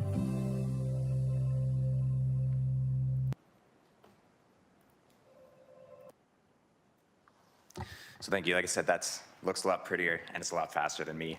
But getting back into the presentations, that provided a pretty good background of what inclusionary zoning looks like in Ontario and what it might look like within the Hamilton context. How we got here, though, 2016, the province of Ontario introduced legislation that would enable inclusionary zoning as a tool for Ontario municipalities. 2018, we saw the regulations for that come in through Regulation 232/18. In 2022, we saw a list of anticipated or proposed changes to those regulations, which just came, or a couple of them just came into effect through Ontario Regulation 5425 just a few short months ago. Before Planning Committee in 2023, there was the first phase of that municipal assessment that was referenced in the video, the housing needs assessment. And like I said, that was in February 2023. So this is the second part of that municipal assessment and kind of the extension and continuation of the work that's been ongoing since then.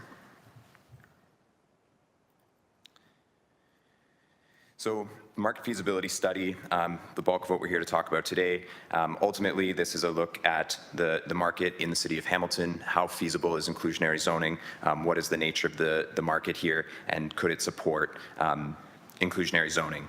So Urban Metrics was retained to do this work. We do have a representative from Urban Metrics here today to get into questions when we get that point. And it was also peer reviewed by Barry Lyons Consulting in conformity with the regulations. We then did have an addendum to the study that was completed more recently, looking at some different scenarios and providing some alternative recommendations that we could incorporate into a policy. So the market feasibility study, in simple terms, it's studying can the market in Hamilton support inclusionary zoning. So with our consultant, we looked at 10 hypothetical as-of-right developments across the proposed or future MTSAs that are proposed to hopefully be protected, or major transit station areas, avoid that acronym, MTSA, and then protected major transit station areas. And that work is ongoing with other groups within the planning division.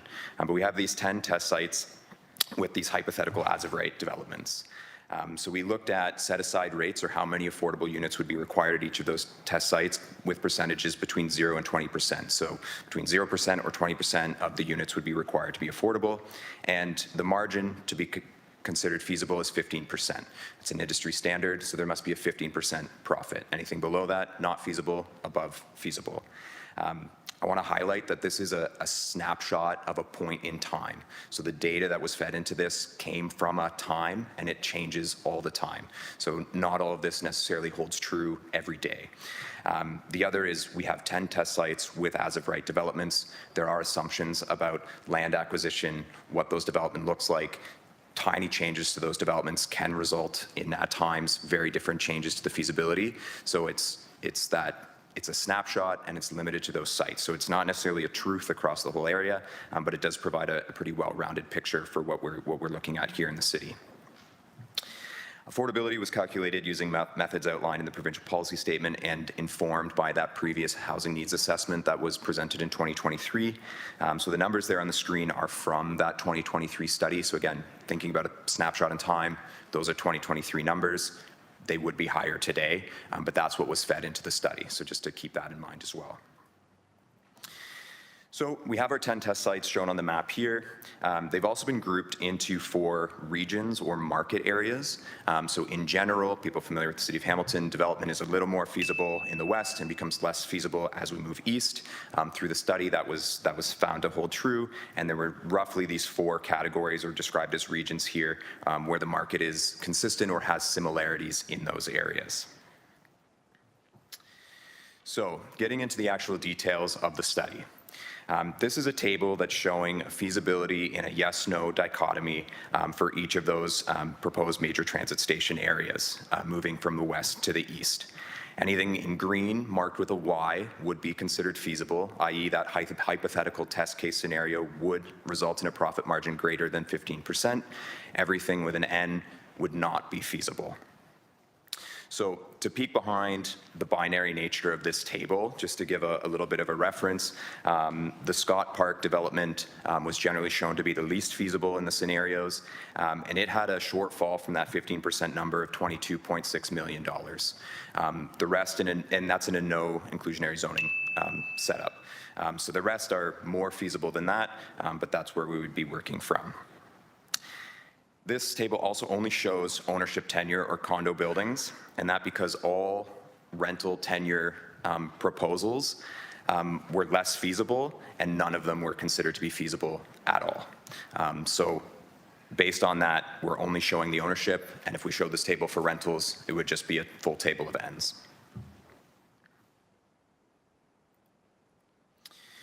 So one of the things we also looked at with the consultant is, could we increase the density at these developments to create feasibility in different scenarios?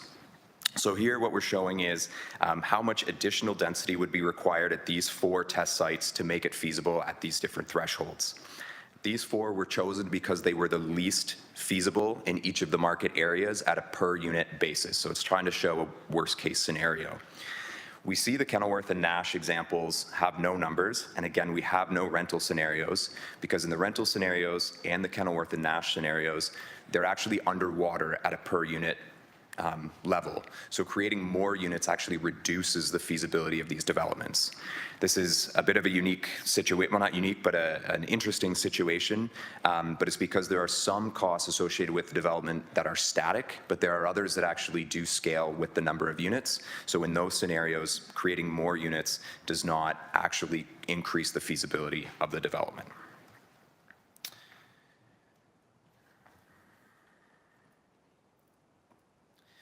So that's sort of the high-level overview of the study.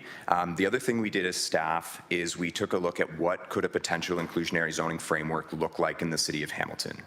This was something developed primarily by planning staff, but we did have some internal consultation with other groups within planning, a few related divisions within the city, including the Housing Secretariat's office. This is not intended to signal a recommendation or necessarily an endorsement from staff, but it's a starting point for consultation and discussion. We needed a baseline to be able to go out and have these conversations. So we identified 6 goals. Most of those are fairly self-explanatory. I will touch on the bottom one there just for a minute. Part of any inclusionary zoning policy would require monitoring and reporting every 2 years on the types of units, number of units, sizes of units, and then at least every 5 years we'd have to take another look at the development feasibility within the city and potentially adjust our policies. So there's a handful of things that influence an inclusionary zoning policy. One that I've spoke about but haven't necessarily named is the set-aside rate. So this is that idea of how many units or what area of development would be set aside as affordable. So any policy needs to balance the creation of affordable units without hindering the creation of market rate units. Because the affordable units are a percentage of the market rate units, the more market rate units that can be created, the more affordable units that can be created. And if a policy leads to a point where it influences the market to the point where units can't be created, then no affordable units are created as well. At the bottom here, we have an example of what a potential phased-in approach would look like, and this is consistent with what other municipalities of Ontario are doing. I will note this is for illustrative purposes only, so those timelines are quite aggressive. But would be looking at generally starting at a lower set-aside rate, increasing it over time, assuming market conditions improve. If they get worse, it could potentially go down. So that's that at minimum 5 years, we have to be reviewing those market conditions and then adjusting the parameters, which would include this. I will note, we don't have to be consistent across our market areas, so some market areas can get stronger and we can look at a higher set-aside rate, others might be weaker, we can look at lower ones. And another strategy is extending this timeline, giving a longer ramp up can have less of an impact on that feasibility. So the level of affordability, through the provincial planning statement, there are 2 ways that this can be calculated, once for ownership and one for rental. The method that we used through this study was driven by those definitions in that provincial planning statement, but they also were driven by that housing needs assessment and looking at Hamilton as a whole, again, using the 2023 numbers. Which brings us to this table, which is just that first table flushed out a little bit more. So based on that housing needs assessment, it was determined that an income deciles approach or an income approach led to the more affordable units. So that development or that definition requires they be affordable to low to moderate income households. So if we think of all the incomes in Hamilton or household incomes in deciles, low to moderate would generally correlate to the 3rd to 6th decile. Using 2023 numbers, that's what we achieved there. Well, the definition in the provincial planning statement for rental says at or below market rate, based on the information through the housing needs assessment and some other areas that we looked at. We looked at affordability being 80% of market rent. So again, based on 2023 data for market rent, those are the numbers that would be in Hamilton. So the other thing we have control over is the affordability period. This is capped provincially at 25 years. So how long, if we secure an affordable unit through inclusionary zoning, how long must it remain affordable? Affordability period has no impact on ownership units because the developer realizes all revenue the day it is sold. However, sort of future owners of that unit would need to maintain that affordability for 25 years. So there would be sort of that inline growth on what is considered affordable. It could never be sold above that moving forward. Longer affordability periods do, however, have impact on rental units because it reduces the revenue over a longer period of time. So if the rent needs to be reduced for 5 years, it has less of an impact than reduced rents for 25 years. The municipality also has the opportunity to exempt certain types of development. So provincially, any development of less than 10 units needs to be exempt. But as shown here, inclusionary zoning can negatively impact the feasibility of a development or of the market in general. So certain types of development could be exempt to not discourage those or to encourage them. So for example, if there's a shortage of purpose-built rentals, inclusionary zoning could exclude purpose-built rentals. So purpose-built rental developments would not need affordable units, whereas purpose-built condo developments would. Just an example, there's lots of other ways that could be used and could be explored as we develop this framework further. So other factors that we could consider as a municipality and hope to explore as staff is providing a mix of units, so affordable units that are set aside. Should they be smaller units, larger units? Should they be rental? Could they be ownership? The provision of off-site units. So would we require those units to be in the market rate development, or could the developer choose to build those units on an adjacent or a different site? There's an opportunity to provide direct incentives to help facilitate and increase the feasibility of these, the set-aside rate. And then there's administration details and potential partnerships. So there's lots of sort of things that need to be worked out of who are these units available for, how do we monitor them, how do we ensure that they're staying affordable for the required amount of time. So from here, we've done the municipal background assessment, and our next step in working towards a framework, so taking that sort of proposed draft and moving it into a policy that we could actually implement, is comprehensive engagement. So we've developed as planning staff an engagement plan working with the public engagement team here at the city, and we've broken that into 2 phases. So phase 1 would front load quite a bit of education, cast a really wide net, talk to as many people as we can in organizations, the general public, community service groups, and the development industry. From there, we would take all of that feedback, refine it down into an actual policy and implementation plan, take that work, go back to the community, say, did we get it right? What are we missing? What has changed? Are there some hot spots here we still need to work out? And then after that second phase, further refine the policy and come back to planning committee with an implementable policy to see where we go from there.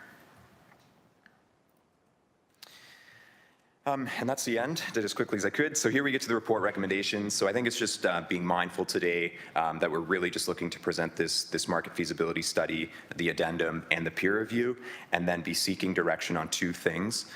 One, to undertake that public and community engagement as well as internal engagement with city staff, and then also be directed, and this is a recommendation that came out of the addendum, but to consider existing official plan policies and zoning regulations for opportunities to increase heights, to provide opportunities for additional dwelling units to support inclusionary zoning. And with that, I'll say thank you. Thanks very much, Neil. Speakers, this is open. Up now is Councillor Crutch, followed by Councillor Maureen Wilson. Councillor Crutch, please. I have some questions and I'll make some comments later about this.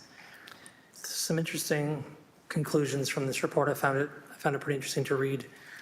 And generally speaking, what you used in order to determine whether or not something was feasible in the marketplace was primarily based on condos, it seemed like, in some scenarios anyways, in some areas, and a 15% profit margin made things feasible. You also said that development is more feasible in the west and less feasible in the east. I guess I just want to be a little bit careful about how we're using the word feasible in all this, right? Could you be a bit more direct about what that all means? Sure. So through the chair, so feasible in this case is a very sort of narrow term. We looked at 10 as-of-right developments on existing plots within each of those market areas. And the 15% number comes from an industry standard. So our consultants, our colleagues at Urban Metrics, they do a pro forma analysis. Essentially, they're looking at everything it costs for a development and all the revenues that would be realized. This industry standard of 15%, which is often a requirement of financing, is generally the sort of threshold. So when we're saying feasible, it's just do all the costs minus, or do all the revenues minus all the costs exceed, or do they fall short of that 15%? And that's really what that definition of feasibility means. So in general, the costs are similar, but revenues tend to be lower as we move east through the city of Hamilton, and that's a reality of the market conditions. I hope that answers the questions. Yes, I think it's good to expose this a little bit more. So what you're saying is that the banking or financial industry is saying to developers who want to borrow money, like for instance, there's some property owners or developers who have the cash on hand or can work with other kinds of private financiers to make development happen. We see it happening every day in the city. Then there are others who are working through financing plans with loaning institutions. Those loaning institutions or lending institutions are asking them to come in with 15% above and a 15% profit as a sort of buffer, right? And unless they can show in their project that it's going to hit 15% profit or more, then that's sort of the buffer. But that's the bare minimum, and that's what we're looking for. In case something happens with the project, the lender will still get their money back. Is that a reasonable summary? That's correct. Okay.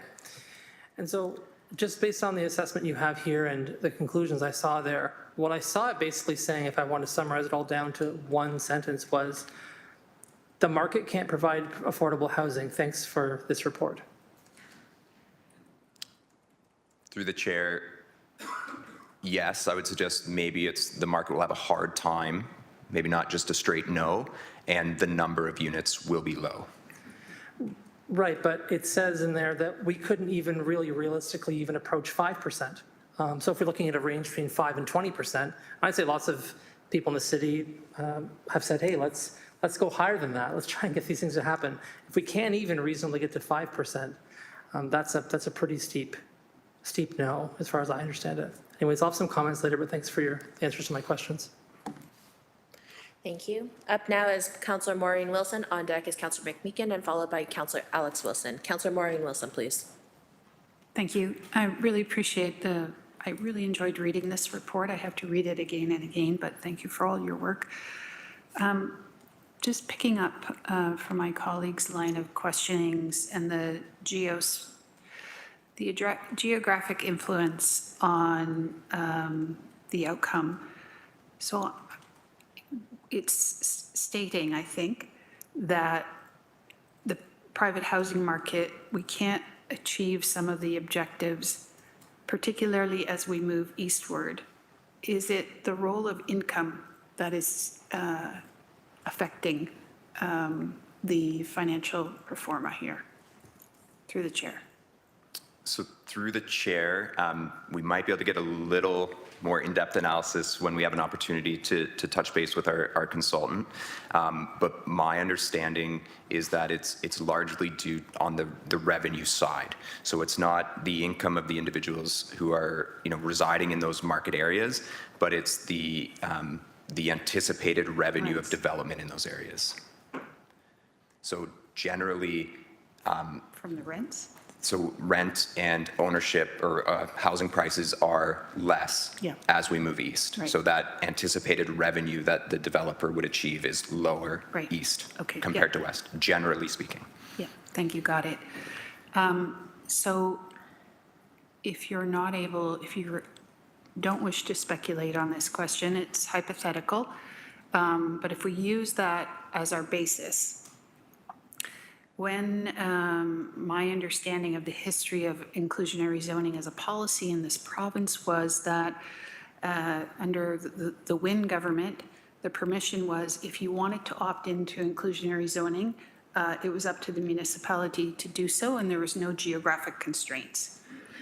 Then it shifted to under the Ford government, geographic constraint. And then it shifted further to tightening that geographic constraint to high order transit corridors and a ceiling of 5%. Is that an accurate history of this? So through the chair, That is correct.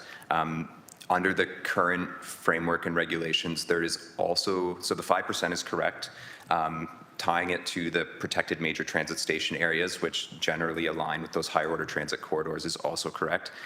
There is one other element that is, maybe it's lost in Hamilton because it's not necessarily here, but there is an opportunity to implement inclusionary zoning where there's a community development planning permit system. So we don't have one of those systems, but theoretically, we don't have a geographic constraint to where that could be applied. So that would be the way to expand the geography, is to look at potentially community development planning permit system, which would be a massive undertaking. I'll look to the bench before I make any more steps there. But. So I used to understand that. I'll have to try and retrieve it from my braino.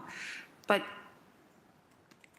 going back to the thesis of revenues, so would it be fair to say that if we were to apply an inclusionary zoning policy, say to somewhere like, let's just maybe park zoning here aside, somewhere maybe in Flamborough or Dundas or Ancaster, how much would that change the outcome, do you think, of some of the calculations?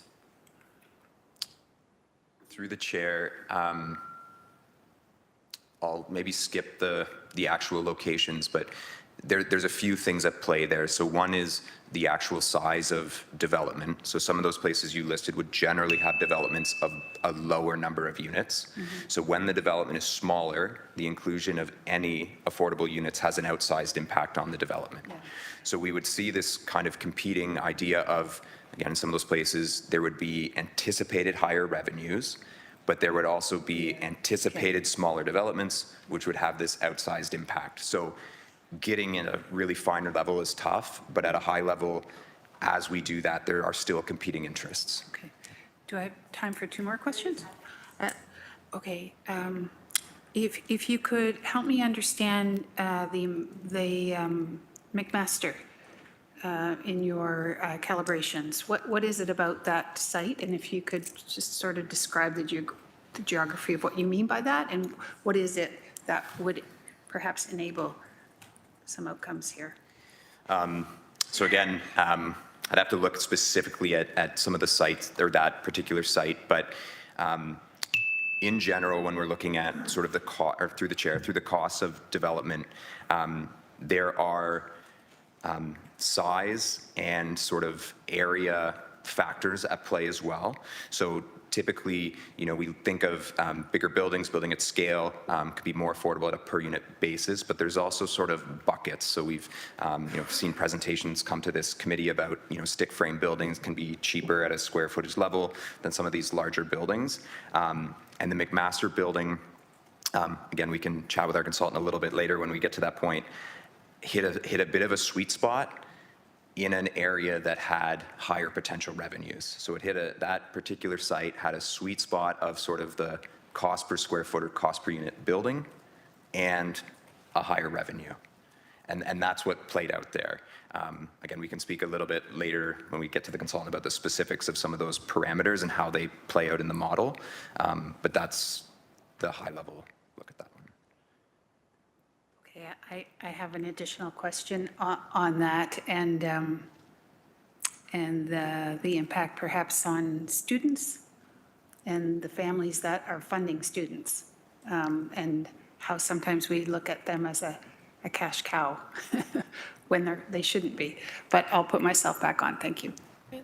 Just a reminder to committee, we are only talking about the presentation right now, because I'll ask, at some point, we'll ask Neil to sit down, and then we'll have the report recommendations, to which, just to let committee know, we do have Rowan, who is from Urban Metrics, that is online, so they can answer some more questions at the report level. So I just want to caution committee, let's keep them close to the presentation, just so then that way we can ask then Neil can get off his feet and he can sit down for a little bit. So up now is Councillor McMeekin, followed by Councillor Alex Wilson, and then Councillor Kassar. Councillor McMeekin, please. Thanks, and thanks for your clarification there. I will reserve some of my comments when we actually discuss the recommendation, but let me just say at the outset, I enjoyed the video. I enjoyed your presentation. I think this is a good start. Inclusive zoning's been around for a long time. I don't know, just a historical footnote, you're probably aware of this. In 1975, 50 years ago, CMHC, Center Mortgage and Housing Corporation, had a program called the Limited Dividend Buildings. You familiar with that? Vaguely. Vaguely, okay. Well, here's how it worked. It was an interesting kind of partnership arrangement, and it contemplated intervention at several levels. Fundamentally, a developer could get funding, I think it was for a 7-year period at between 0 and 2% interest. 7 years later, you had to start paying it back. But the deal was that in return for that, they would have to provide 5% housing, Madam Chair, for affordable housing. And you know what? It worked. It worked. Fast forward to today. You know, the 414,000 building permits have been approved in the province of Ontario and aren't moving forward. You probably know that, big city mayor figure. I've spoken to half a dozen developers and asked the question, why? Part of it's profit margin, right?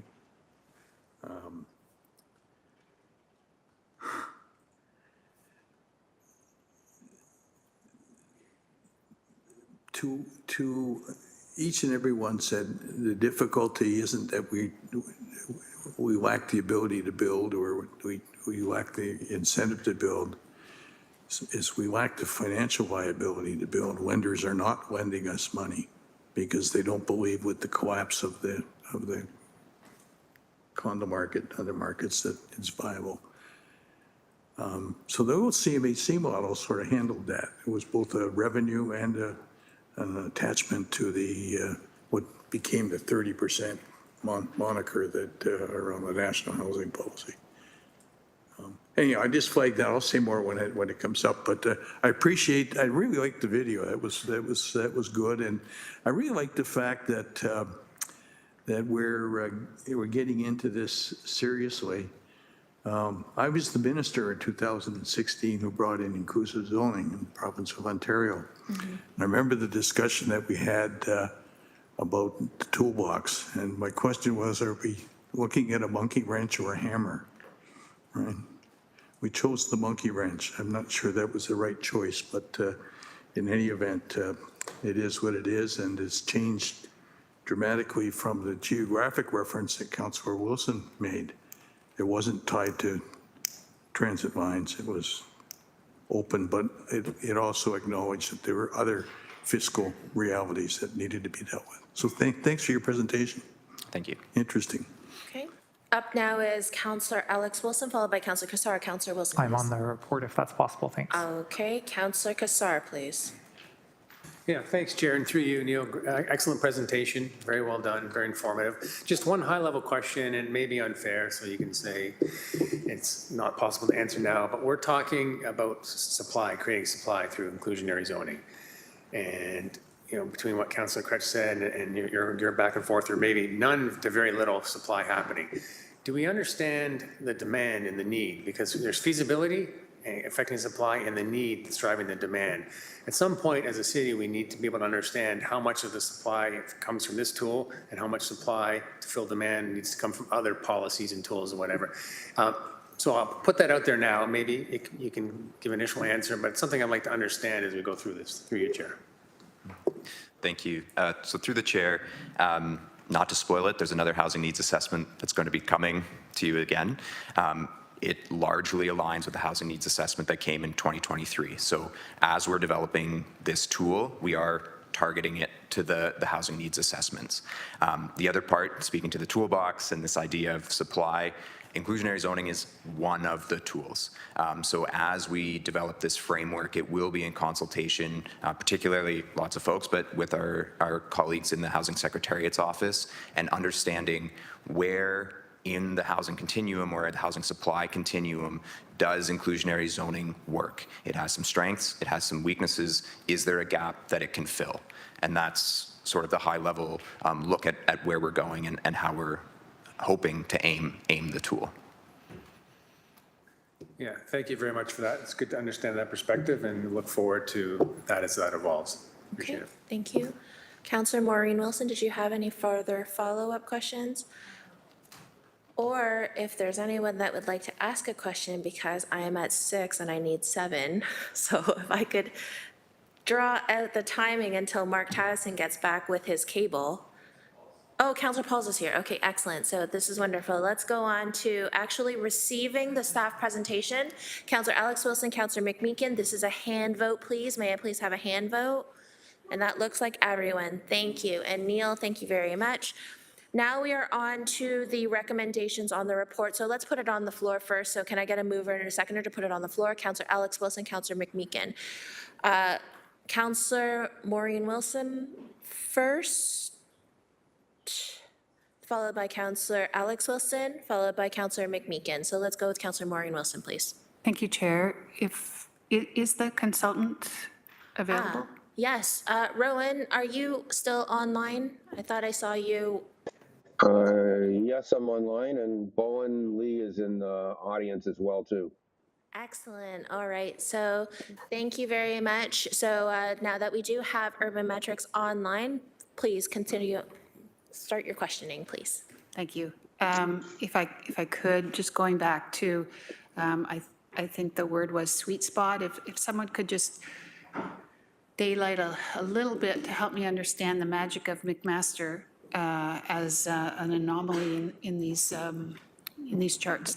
Through the chair. Yeah, thank you to the Could you chair. introduce yourself, please? Yes, so my name is Bohan. I'm with Urban Metrics. I was one of the authors of this report. And so as to your question, we use the Altus benchmark costs. It's a standard, industry standard. It's often used to understand hard construction costs. So this would be labor and material costs. And one of the things that is a feature of the Altus benchmark costs is that generally buildings that are lower in height tend to be less costly to build on a per square footage basis. So if we think about sort of wood frame construction, maybe up to 6 stories, that would be cheaper to build than, let's say, 39 or anything between 7 to 39 stories that you might have to do steel and concrete, right?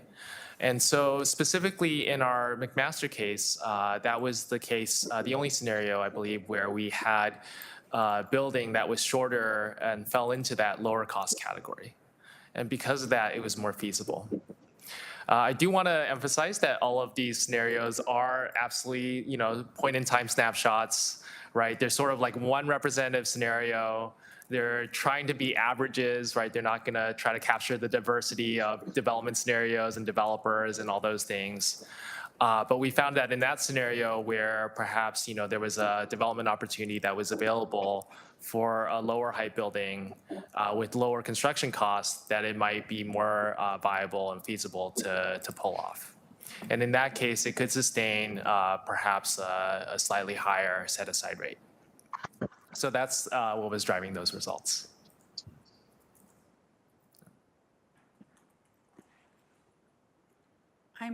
Thank you. It's outside the domain of this report, but I think overwhelmingly this committee is committed to getting affordable units on the market. And the fact that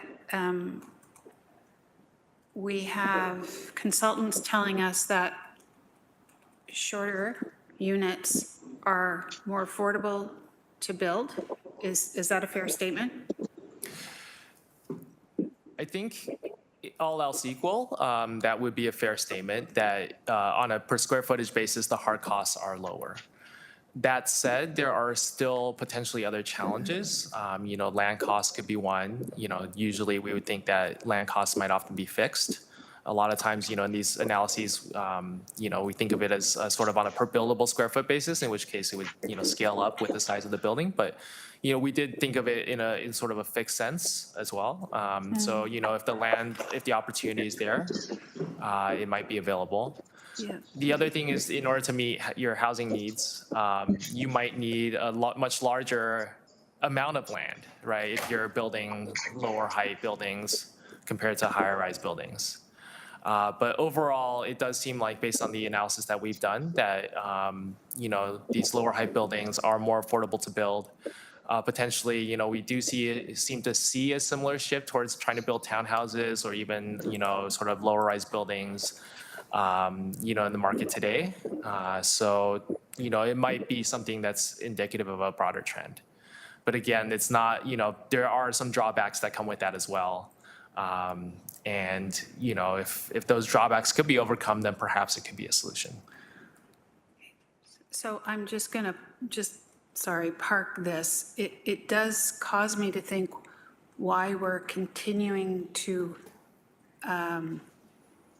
not permit, why we're continuing to have areas in our city which are exclusive to single-family homes and not three-story walk-ups like in Durand, for example, if we are committed to complete communities, just communities in terms of income exclusivity, and affordable communities. Why we're continuing in our zoning to permit only single-family homes. It just, I don't understand it, but I'll park that for a minute. Bewildering. I had a question on the,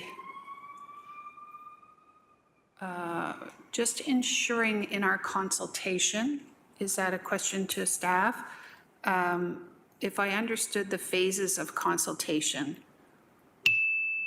that we're going to ensure that the Housing Secretariat and our housing advisors, whether it be Professor Dunn, Mr. Pomeroy, et cetera, are going to be participating in this analysis?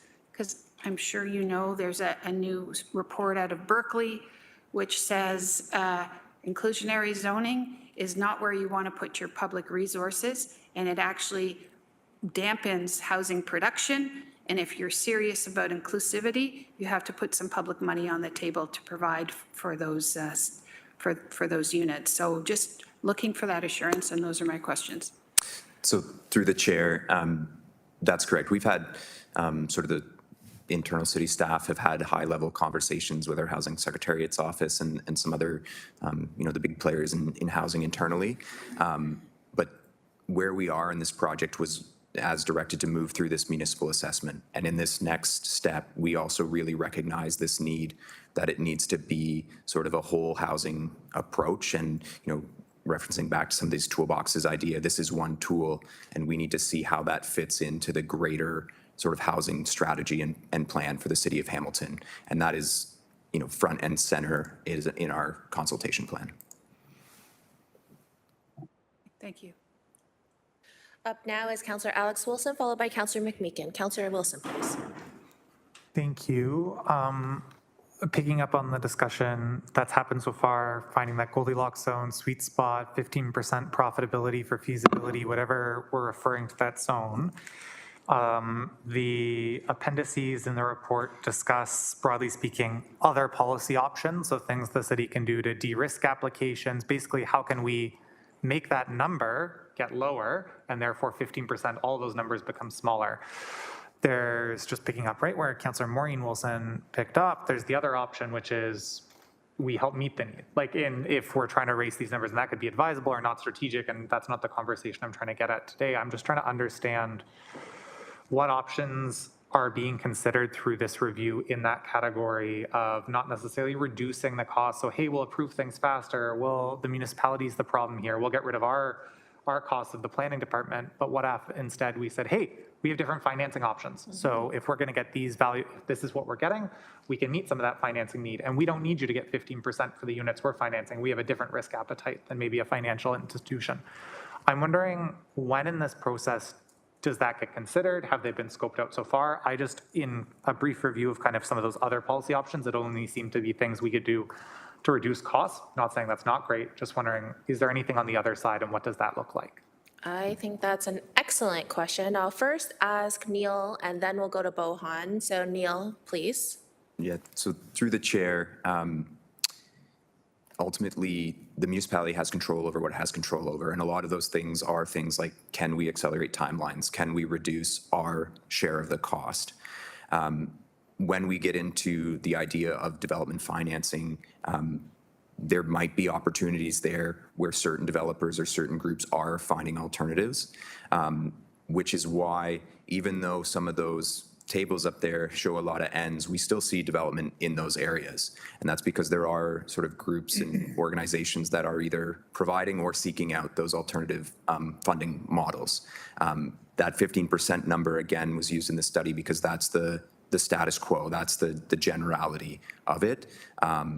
But it's also something that as a municipality, we have limited control over. So that's why some of those other tools were a little more front and center. Maybe look to Bohan if he has more context to add. Yeah, through the chair to the speaker, I think Neil covered that very well. I can talk a little bit as to the 15%. And, again, I want to emphasize one thing, that is a pre-tax number as well. So that is a pre-tax profit margin. And when we generally think about these things, there are sort of two sides to it. One is on the lender side, right? Like you said, with the financing, they want to make sure that there is a buffer room in case things go wrong, that they're still going to be made whole. And the second is that, we have to weigh these types of investment opportunities with other investment opportunities, right? And, if we're thinking about something where it's a very specific development, it's very risky, a lot can go wrong, it's not diversified, it can take a long time. Compare that with something like investing in the S&P 500 or something like that, which obviously is not risk-free either, but you are very diversified, you can get your money out very easily, right? It has to be an attractive, investment from that approach as well. And I want to say that, we do have some work with municipalities on housing-related CIPs, especially related to the housing affordability funds. One of the challenges that we're seeing with trying to incentivize some of this is just that, the practical reality is that municipal budgets are very limited, right? And these developments can be very, very expensive to develop, even to try to bridge some of that shortfall, some of that gap would easily, be beyond the municipalities' means, even with the housing affordability funds, right? So I think certainly there's, I want to see action, everywhere, as a resident of, the province and the area. I would personally love to see, a lot of action done on a broad basis of whatever we can try. Let's see if we can do it. It's just that, there, with the items that I focused on are meant to be less impactful on a municipality's budget, right? These are things that could be potentially done for free. And that's why I focused on those. Thank you. Really appreciate that overview. I think we have City Housing Hamilton actively pursuing these partnerships. We're seeing other not-for-profit find this partnership role and be able to, within a private-public context, find that. It may just be strategically cheaper for us to just go through City Housing Hamilton if we have the budget and are willing to do it anyway and not have the profit motive there. But I think that's worth kind of putting out there, is we are seeing the not-for-profit sector successfully find those opportunities in this city. And so I would just certainly be interested. And so maybe that's my final question. I'll just close this off is, as we're talking about it, whether it's equity, whether it's financing, whatever that looks like, the federal government helps out first-time home buyers by saying we'll take 5% of the equity when you resell. Mechanisms like that. Where does that happen in the consultation? I'm just looking for is that scoped out? Is that going to be included? If it's going to be included, how will it be included? If it's scoped out, I'm not saying no, I'd like to hear that answer clearly. Thank you. Through the chair, I'll start by saying it's not completely scoped out, but one thing we are aware of is running an inclusionary zoning program is not free. There is an administrative burden. And as we've seen through the market feasibility study, having the province cap that set aside rate at 5%, the end number of units is not particularly high. So as we're working through the development of this policy framework, something that staff have already highlighted as something that needs to be considered is what does it cost us and how many units can we anticipate? And then ultimately, is that the best use of the funds? Is that the strategy that should be employed?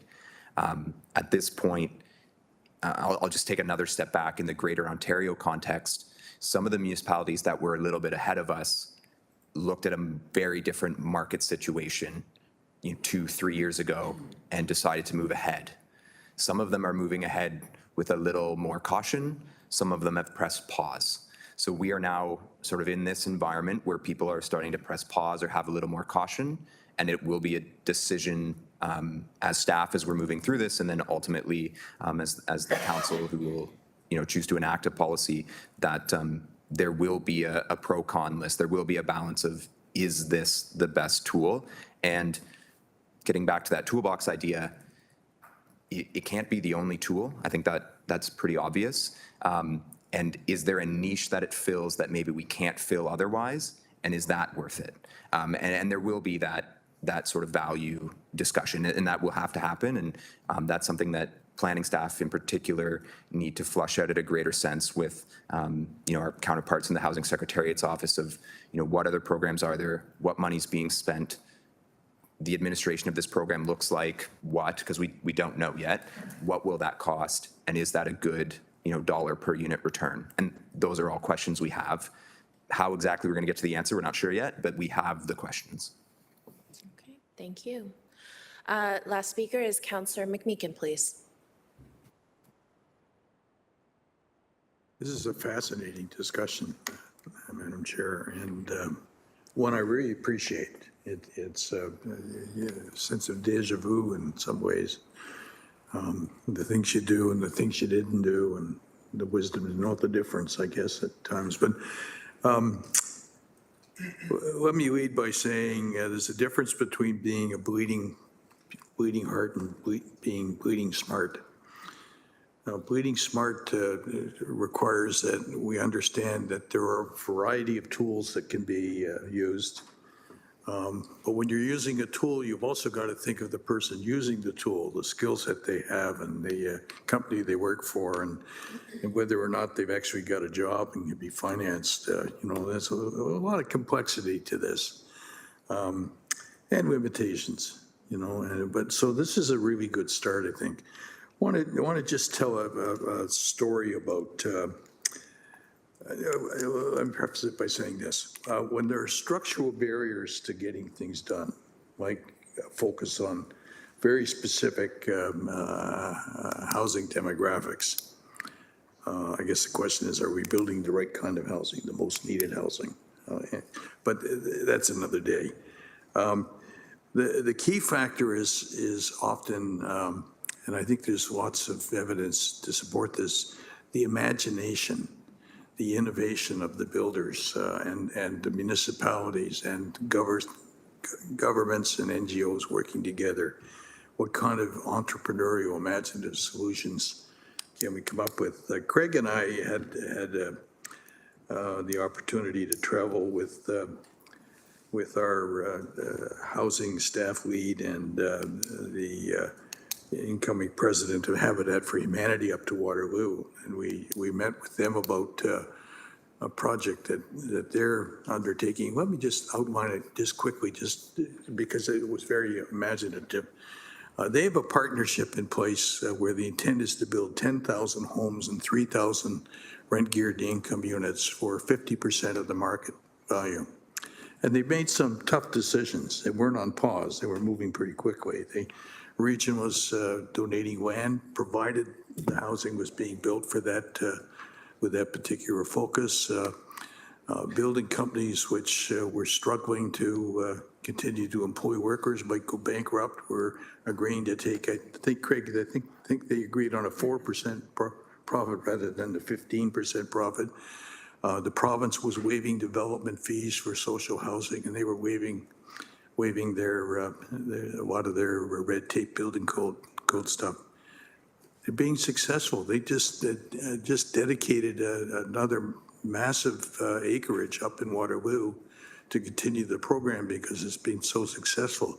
Now, not everybody's pleased with that approach. I would have constituents who say, what are you doing?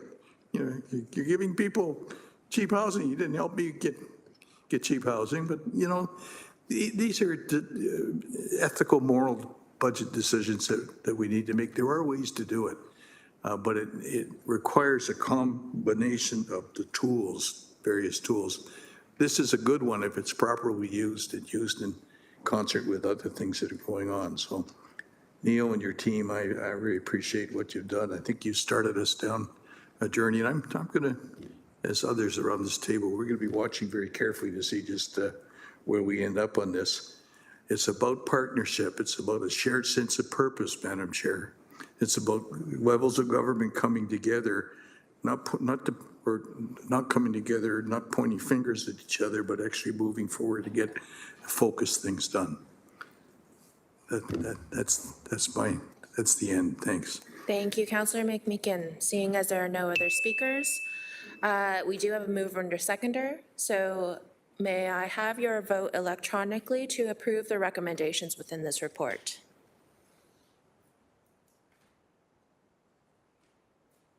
Vote is up.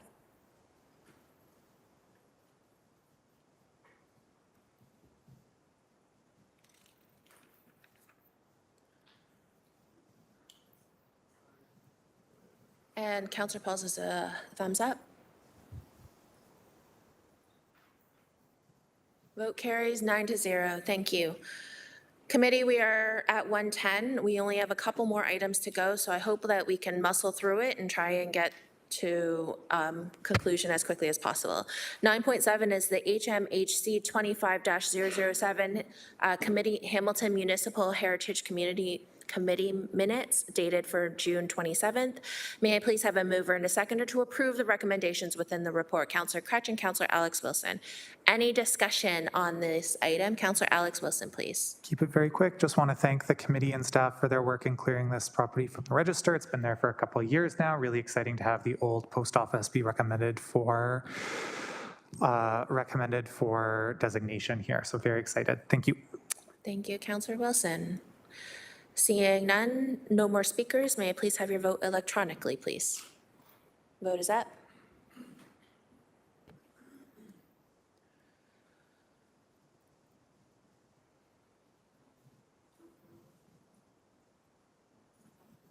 Maureen. That vote carries 9-0. Thank you. We are now moving on to item 9.8, which is the outstanding business list. There are items to be removed. May I please have a mover and a seconder to approve the outstanding business list? Councillor Cassar and Councillor Taddison, please. Any discussion on any of these items? Seeing none, may I please have your vote electronically? Vote is up.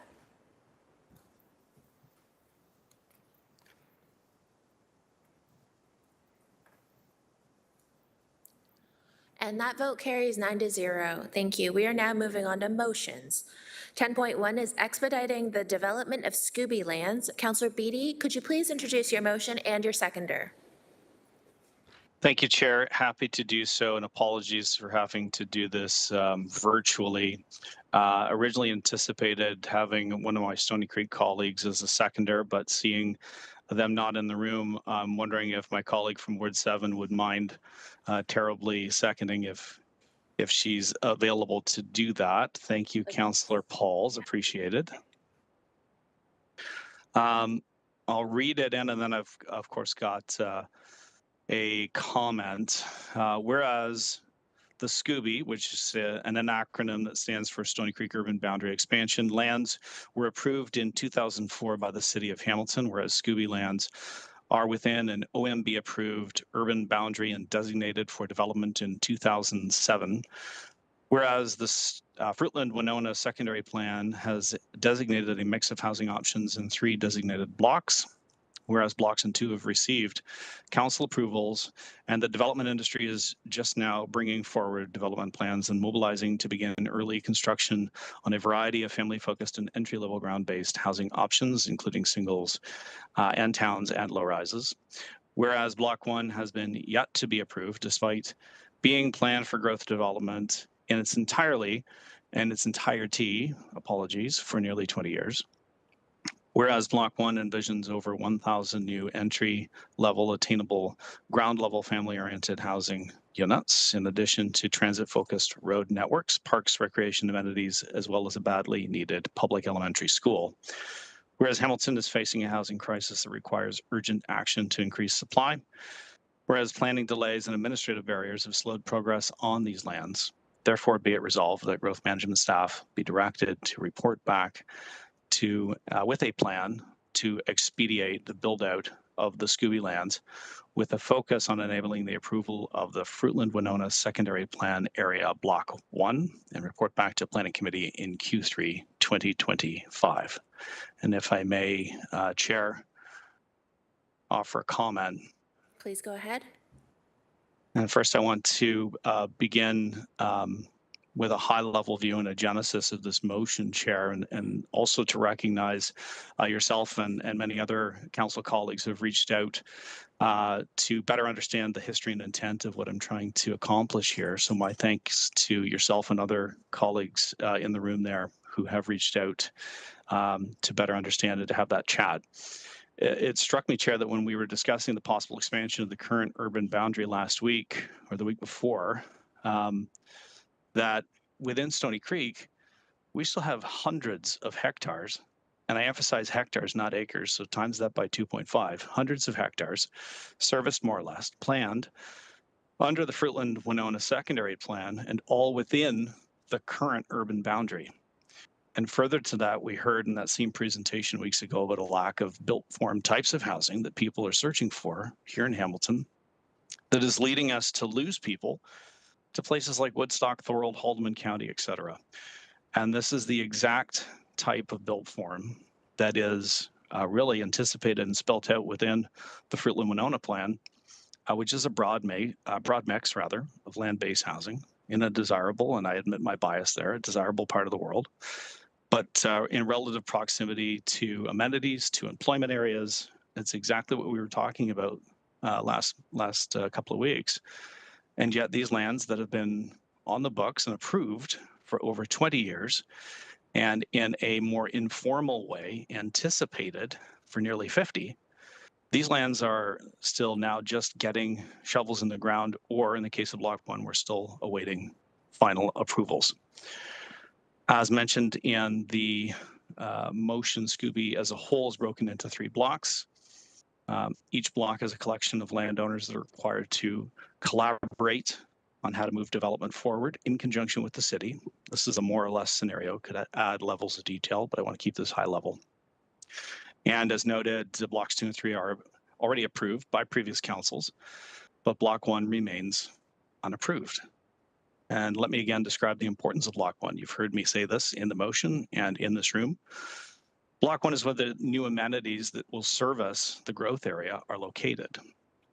So this is a massive new community park, sports facilities, a new elementary school, a new truck diversion route, new transit-oriented corridor. And then there's also the important restoration of a water course and creation of a natural corridor where there is basically currently an old farm ditch. So all of these are, frankly, necessary, timely, and in particular, we talk about, and I've heard this from the proponents who are ready to mobilize on the site, 1,000 attainable entry-level townhomes in a market where there really is no inventory. Notwithstanding that we're in an economic reality that must be brought into account. Now, the landowners, in part, they can share some blame for this taking too long. The relationship hasn't always been perfect, so I'm told. I've only been involved in the file for about 2 years, Chair. But over the last 2 years, what I've observed in ongoing conversations with both landowners and city staff is that there is a willingness to move ahead and get to the finish line with the city hand in hand. And this culminated with a meeting last year with city staff and the landowners group. And as an outcome, we were all moving ahead towards resolution. We fast forward to now, we still aren't there. And I have to think that if housing is a priority, And I have to think that if supporting the construction industry is a priority, which is the theme we're hearing a lot about right now, we're discussing around this table, I want to make it absolutely clear and offer absolute direction to staff respectfully. And I emphasize that this is not about assigning blame. This is about assigning direction. And I want that direction to be that we need to get this done. We need to come back with approvals so that we can continue to provide the type of housing that people are asking for when we recover from this economic downturn. And we don't end up in positions that were described by experts in the previous weeks, as I think was referred to mega sprawl, or people having to live in one part of the world to commute back to Hamilton for employment. We should be able to contain this all within our existing urban boundary. We should be able to undertake and fulfill these plans that have been on the books for a number of years. And it's merely to try to give that direction, that firm nudge, if you will, to get things started. Thank you. Thank you, Councillor Beatty. Any other questions, comments, concerns on this particular motion? Seeing none, it's been duly moved and seconded. May I please have your vote electronically? Councillor McMeekin's thumbs up. Vote is up.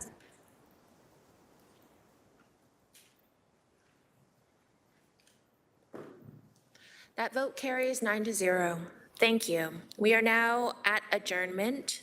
And seeing as there is no further business, we are adjourned at 1:20 p.m. Thank you and see you later.